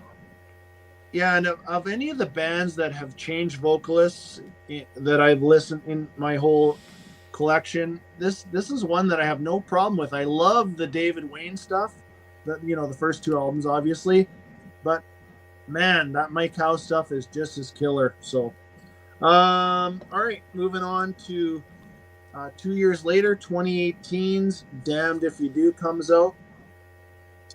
Lineup change here. Jeff Plate is out. Stead Howland is in on drums.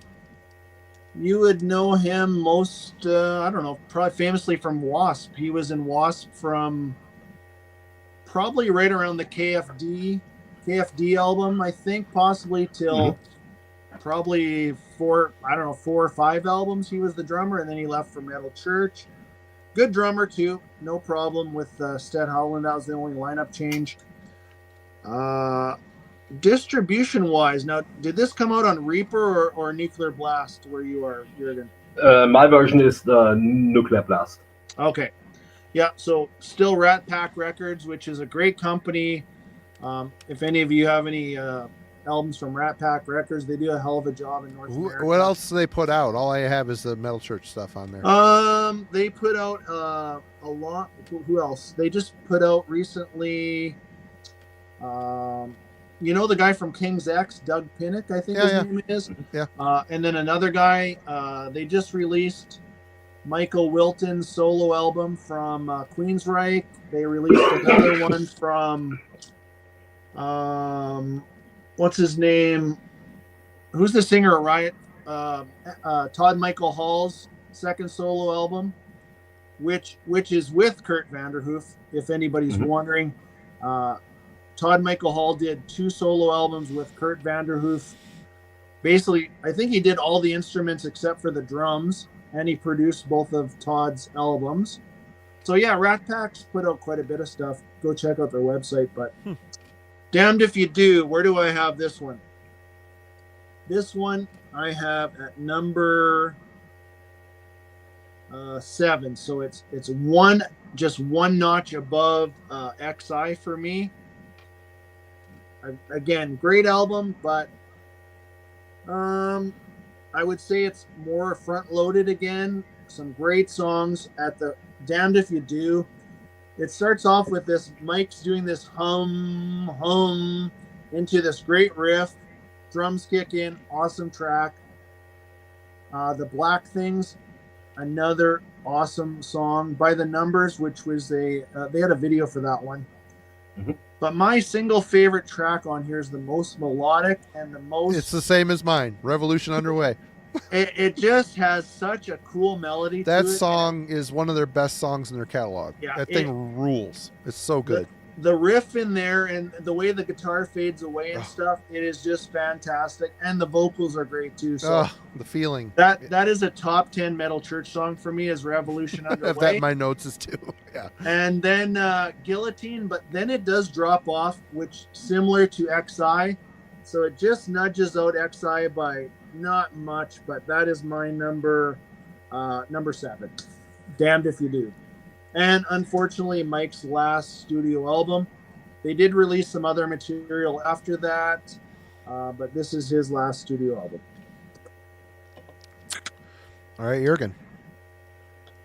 Okay, first and foremost, Stead Howland. He brings back a little bit of that Kirk Arrington magic. He's a very, very proficient drummer. Perfect for the band.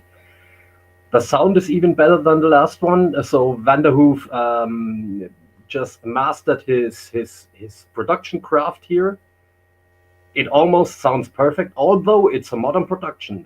It sounds really natural. Yep. It is a darker album than 11. Yep. Definitely.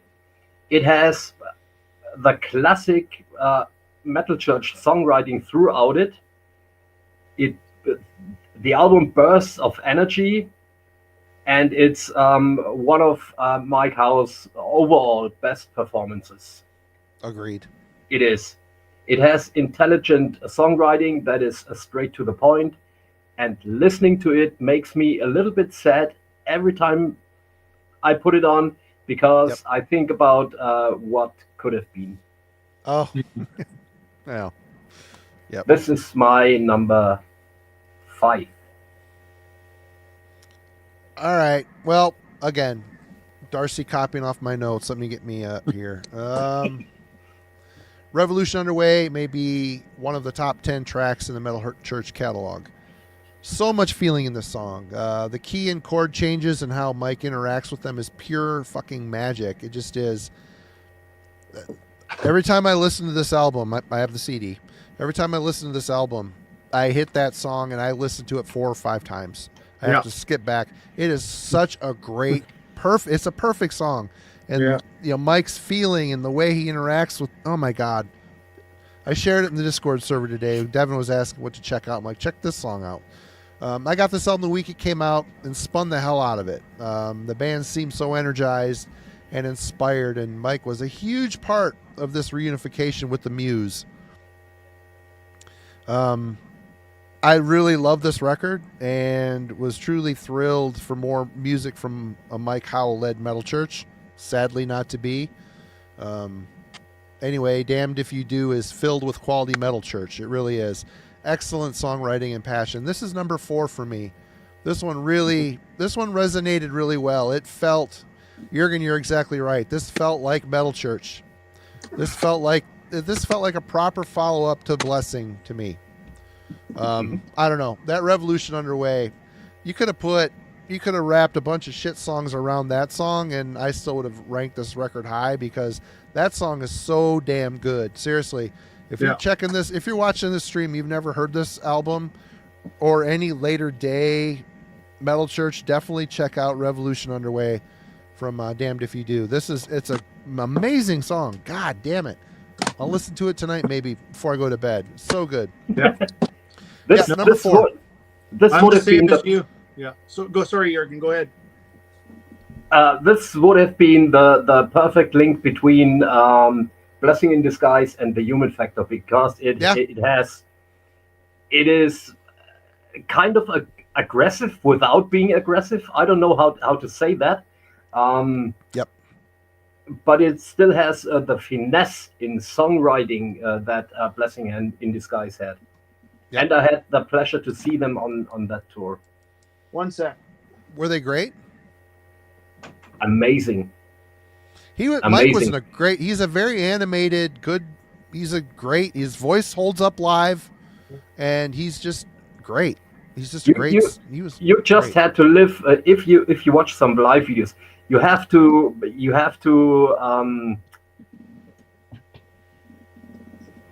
to accept his jumping around. That might be annoying to some people, but he's just... I see a guy that's energetic and passionate about what he's doing. I think it's fine. It's fine. Yeah, I saw them in kind of an amphitheater with the ranks going up, and I was sitting right in the middle. I was sitting down and watching them, and had a beer and a joint, and it was, I don't know, 6 o'clock in the evening on a summer night, and it was just perfect.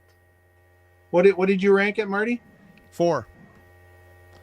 Yeah, good spot. Sorry, Millie wants to say hi. Darcy's got a purse dog, everyone. Oh, I'm sorry, BB. I didn't mean it. Her name's Millie. She loves Creator. Okay, get going. Only Endorama, though. Hey, that's a good album. Even I got Jurgen liking that album. Oh, no. Oh, no. All right. So we're on to, well, and then we know what happens with... Before you go there was an EP, there was a release that came out in between.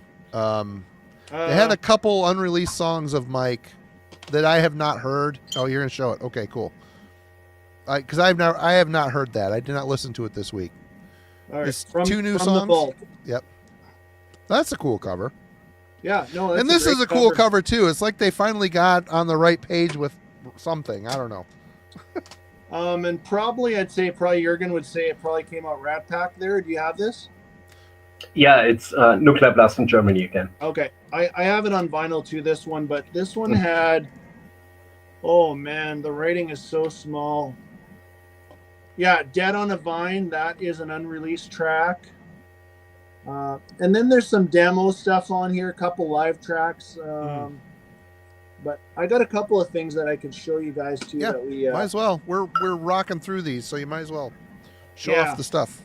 Yeah. So From the Vault came out in between, and then, well, I should have showed this one first. I'm sure Jurgen has this one too. Yeah, classic Live, which this one has a. Is this the one with the duet with or was that ever released with Todd Latore doing Fake Healer with Mike? I think it's on that one, but on From the Walls as well. Yeah. Yeah, because if no one's ever heard the version that Todd Latore does with Mike Howe of Fake Healer, it's fantastic too. And the other one I should have mentioned way back was, if anybody has, or if you haven't seen Tim Ripper Owens' version of the Metal Church song that he sang in his bar, it is, yeah, Tim, I don't know what his bar is called, but it's called Ripper, isn't it? What's it called? Ripper. I think it's called Ripper or something. Yeah, I don't know. Something like that.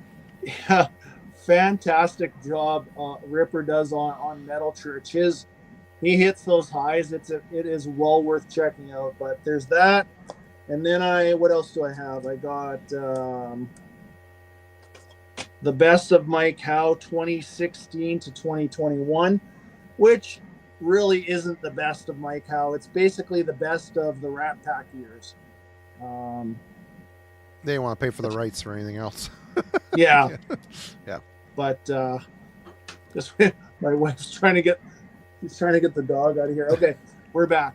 But yeah, there's nothing super exciting on that one, is there? Oh, there is a bonus track of unreleased track called Never Grow Old. It's okay. It's pretty demo-y, but it's decent.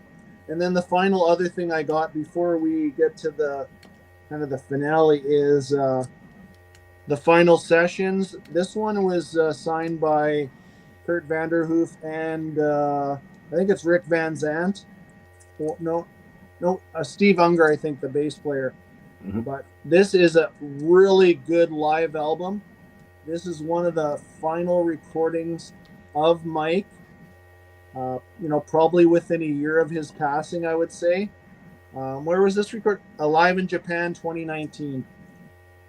Really good. And then on to, then we got a new singer, which I feel like they found a really good replacement. I know a lot of people say that his name is Lopez, but I actually asked him. His name is Mark Lopes, and that's how it's pronounced. And Congregation of Annihilation came out in 2023. Personally, this one was in my top 10 for the year. I felt, and if you read prior to this coming out, Kurt Vanderhoof says, we have a great replacement. He is not a Mike Howe clone. He is not a David Wayne clone. He has his own style. But this guy is like Ronnie Monroe 2.0 for me, personally. Ronnie's great, but I think Mark is the perfect fit to keep these guys moving ahead. I rank this one as my number 6. This is Congregation of Annihilation. This is actually the same version as you have, I'm sure, Jurgen. This is the Reaper Entertainment one with the two bonus tracks on here are my favorite Sin and Laughter. But yeah, the only little gripe I've had on this, and I've said it through videos, is I think Mark really tries too hard pushing it on a couple of tracks, which would be the title track. But man, the songs like my favorite track on here is called Children of the Lie. Pick a God and Pray, awesome track. Making Monsters, Another Judgment Day. I hope everything's good in Metal Church World and they continue with Mark on vocals. They still have Stead on drums. The band's intact for 2 or 3 albums now. But yeah, this is my number 6. All right, Jurgen. Pretty high on the list. All right. Yep. So Mark Lopes, he's a cool vocalist. I've seen him live doing the old Manowar stuff with Russ the Boss. He can do all the Eric Adams stuff. He can. He matches the band, but I wish they would have chosen Ronnie Monroe again. It would have been fair to him. And I think the album would have been better because Lopes overdoes it sometimes on that record. He's just too. It sounds a little bit forced. The songwriting compared to the last one, damned if you do, it misses a little bit of the finesse. It sounds a bit forced and a bit wannabe heavy. It's a good album after all, but it's not an outstanding one for me. I like it. Do I love it? No. This is my number 11. All right, for me, first time hearing it. I remember when this record came out, a lot of people in the VC, Darcy being one of them, sung its praises. First album with Mark Lopes from Ross the Boss on vocals. Yep. I think he's a good fit for Metal Church. He's got the raspiness, though he can throw up into shrill highs for impact and effect. For this late in their career, though, I mean, it's pretty energetic and heavy record. Crisp production, a lot of headbanging riffs on this one. I don't know. I gave it an 8. I thought it was pretty solid. I would like to spend some more time with this one for sure, if I can get past the Mike Howe era, to be honest. But yeah, solid record for this late in the game. I mean, how much more road does a band like this have in front of it? It's hard to say. You got a new guy, younger guy singing. Maybe it's going to get you down there a little bit further. So in retrospect, that's the Metal Church catalog and Metal Church overall. What do you guys think? So what did you rank it? I gave it an 8. Wait, 8. Yep. Number 8. Anything, Jurgen? We'll start with you. Anything in closing on Metal Church? Metal Church is just a consistent heavy metal band that you just cannot erase from the history of heavy metal, in my books at least. Yeah. They've got 13 albums and they've got 12 really, really good to excellent and amazing albums. That's just one. I wouldn't even call it a masterpiece. A masterpiece is not a stinker. It's not. It's just my least favorite by them. But overall, they managed to keep the band intact one way or another, even though they have 4 vocalist changes. Yep. Darcy, what do you think? Oh, go ahead. I'm sorry. Oh, no. It's just, yeah, like I said, one of my top 15 metal bands. Yeah, just, you said it too, consistent too. And you look at a band like this and you get going through all these albums, you think, oh man, so many lineup changes. But in perspective, if you were judging from studio albums, they only had 14 different members that played on those 13 albums, whereas a band like Megadeth had over 21 members. So 14, it's getting up there, but it's not as ridiculous as you think. In and out, this and that, 4 different vocalists. But to be able to survive, especially through the 2000s, that had to be a lean time for those guys. Just to make those albums through 2004 till 04, 06, and 08. I mean, who is going out to see Metal Church in those days? Because they weren't touring around where I am. I'll guarantee you that. They must have been obviously, judging from Jurgen, he saw them. What did you see them 3 times on the Way to the World tour? two or three. They're gonna hit Germany. Germany's such a Yeah. huge metal market. All bands are gonna hit Germany. They I've just always are. said I just live in the wrong country for. I mean, fortunately, I guess I do live here because I would never be home if I lived over. I'd either be at Jurgen's house or at a concert. Yep. Exactly. Yeah. Trying to get Jurgen to a concert. No. Rah, rah, rah. Oh, we would get them, but overall, We could. I will continue to support Metal Church as long as they're a band, and yeah, Kurt Vanderhoof is. I'm sure he's got enough riffs for another 4 or 5 albums for He's sure. proven he's got the riffs. Yeah. What are you gonna say, Jurgen? I have one thing to add. Darcy, what you said with 13 albums and only 14 band members, that could be an indication of 2 things. One, Kurt Vanderhoof is a brilliant business guy who only in business treats his workers well, or he is a really good friend that always keeps connected to his friends or musicians.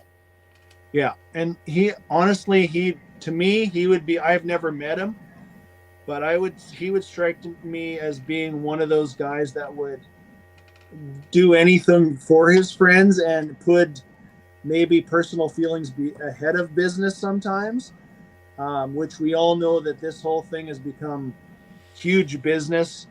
But they've always Blue Collar comes to mind, and just Down to Earth. That's U.S. power metal. It's a very blue collar thing. Omen, that's working man's metal there, man. It just is. It just is. You know, even a band like Armored Saint, which isn't quite in their category, but there's another blue collared, you know, working band type of thing. Hollow's Eve. I mean, just all these bands that from the U.S. just had dirt under their fingernails. You know what I mean? For sure. So, have you do you guys? I don't want to do advertisement for other channels, but do you sometimes do it? That's what we're here for, to advertise other channels. That is a channel that doesn't really need advertisement. Do you sometimes watch Sea of Tranquility? I try.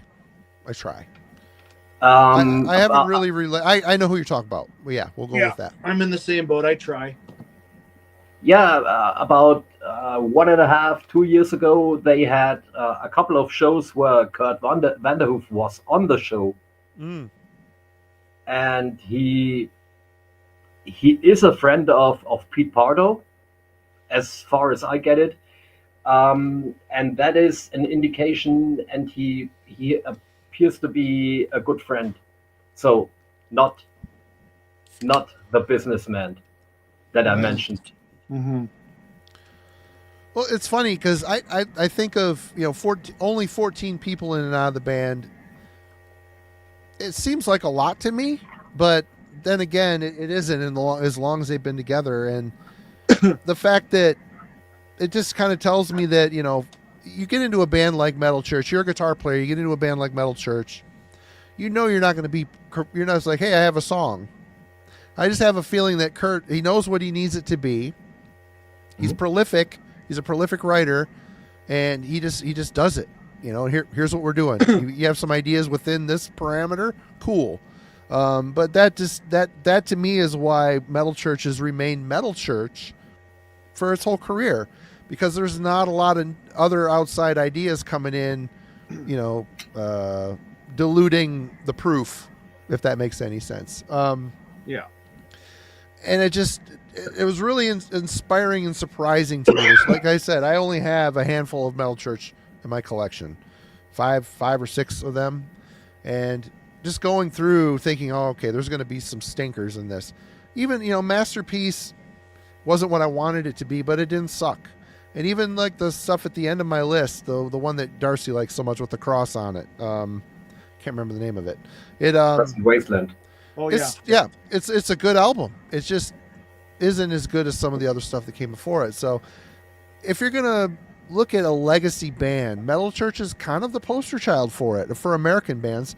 I mean, come on, Metallica. Look at your here's a band that you kind of nurtured. John Marshall filled in for James Hetfield when James Hetfield went up in flames in that pyrotechnic thing. John Marshall came in. They toured with Metal Church. Metal Church kept flying the flag, where Metallica, they kind of succumbed to the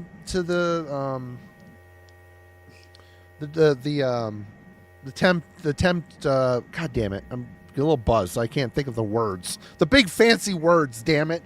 Pete Pardo doesn't have these problems. They were tempted by commercialism.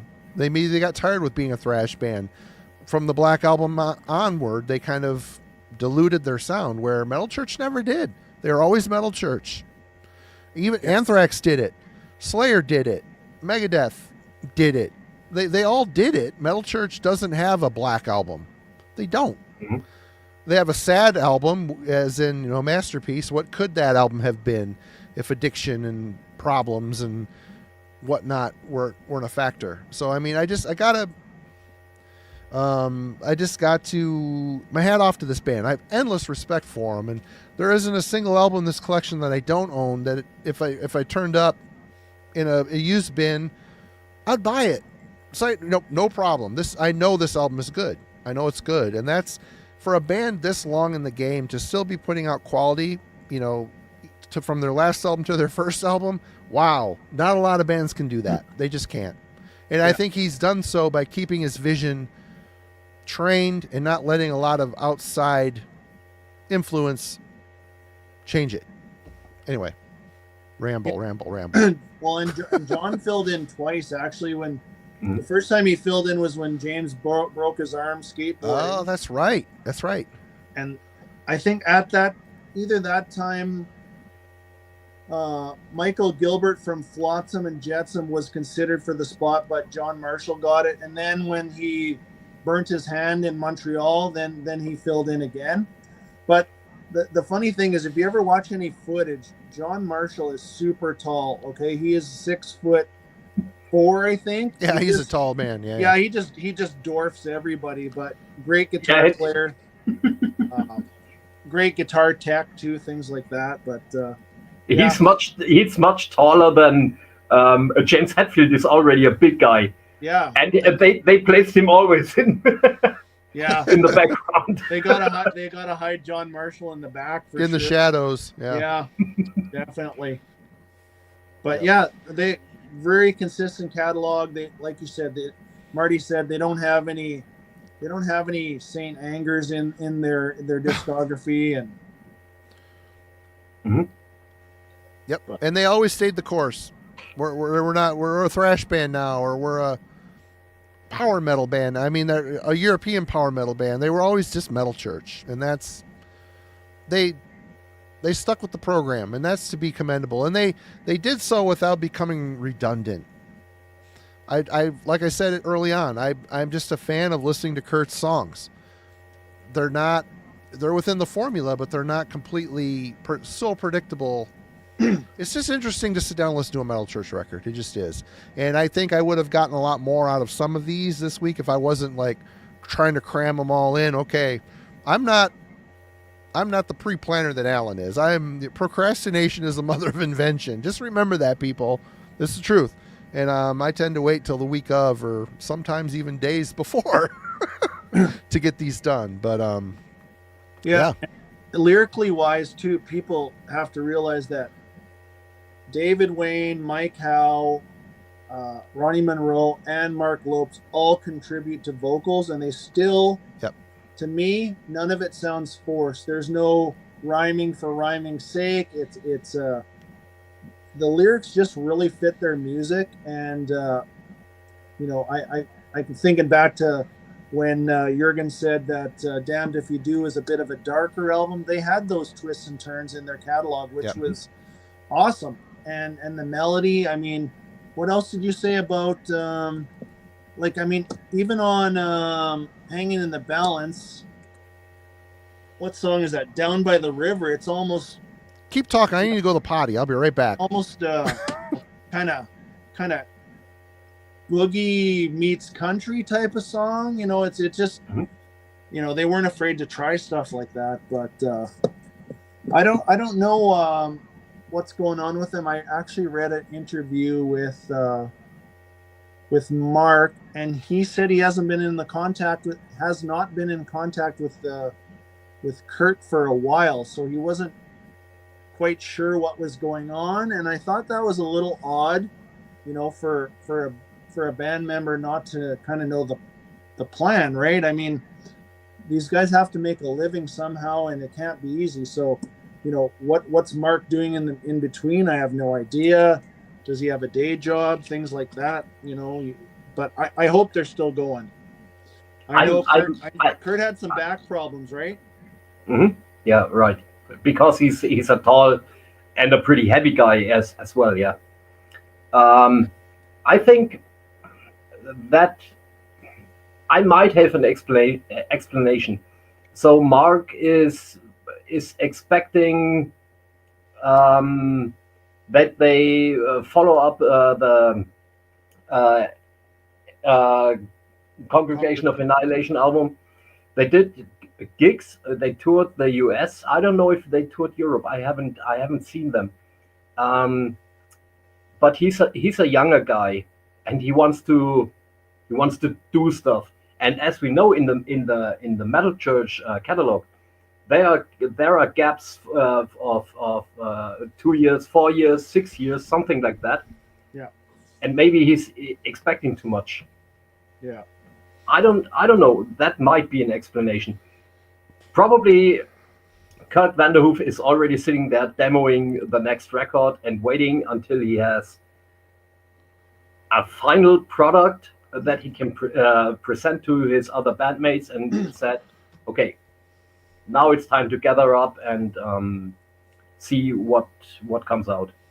No point wasting anybody's time until it's ready, But these guys would definitely, and this would be a good topic for maybe you and Alan in the future of a band, that if you removed that one member, there would be no band. And that would be removing Dave Mustaine, removing Kurt Vanderhoof, removing so-and-so. No Kurt Vanderhoof, there's no Metal Church. Mm-hmm. You remove Dave Mustaine, there's no Megadeth. No. But I would love to see Dave Mustaine step someone let someone younger that sound like him come in and sing. No, that's not Megadeth. I've seen some live shit that's not good. He sucks. Yeah, that I wouldn't argue that, but that is not going to happen. No, it's not going to happen. No, but can you imagine Metallica without Lars Ulrich? And they've got that would be awesome. That would be awesome. Sign me up. I would say, fuck off. Right? He's part of the songwriting. He's a big part of the songwriting. He is. Yeah. Replace him with a technically proficient drummer. It wouldn't sound like Metallica. No. Just my opinion. Well, they had it for a second. That Jory Jordison from Slipknot filled in when Lars was sick. Yeah, and Dave Lombardo. Dave Lombardo. Yeah, they was on the same gig. Yep. Mm-hmm. Yeah. Ew. Well, shit. We rolled through 13 albums in just a couple hours. I think we did fine. I think we did fine tonight. That's good. And again, the professor is feeling better. It's a bummer he wasn't here with us, but again, I think everybody can go check out Let's Talk Metal in a couple weeks. There'll be his thoughts on Metal Church, since he has done the homework. He will make up the other 45 minutes that he will that you're accustomed to on this channel. Yeah, exactly. Yeah, Alan, get better soon, and we want to see your take on the Metal Church discography. Very interested to see what he has to say about this, for sure, 100%. But I think we might have to resume this with. I'd love to do Voivod with you guys on your channel, because like you even said earlier, yours would probably change. Probably would. I mean, we just did the top 5 albums of all time, and Dimension Hatros was my number 1. So that album means a lot to me, 100%. Yeah. They've been amazing over the years, but they've never been that good to me, because that album is just special. It's just so fucking special. But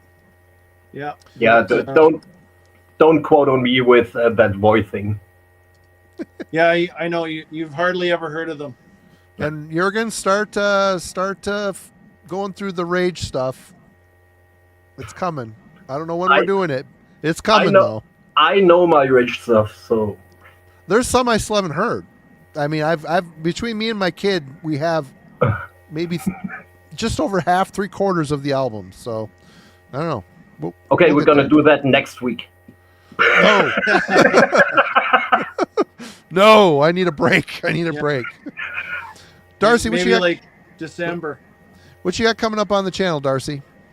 I'm gonna do dip into, like I said, a little bit of glam metal that I haven't talked about. Just some stuff that I grew up on. Gravedigger ranking will be coming. Anybody that is a Gravedigger fan, the new album Bone Collector is a real return to back to the roots. Just a straight forward heavy metal album with no real concept like they've been doing so many of. Also working on Razor and an Anvil ranking, a little bit of Canadian that I've been.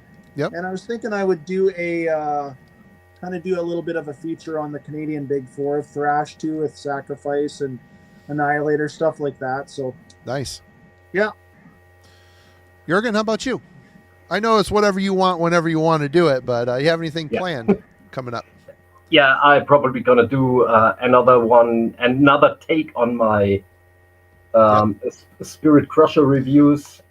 So this is a magazine completely dedicated to death.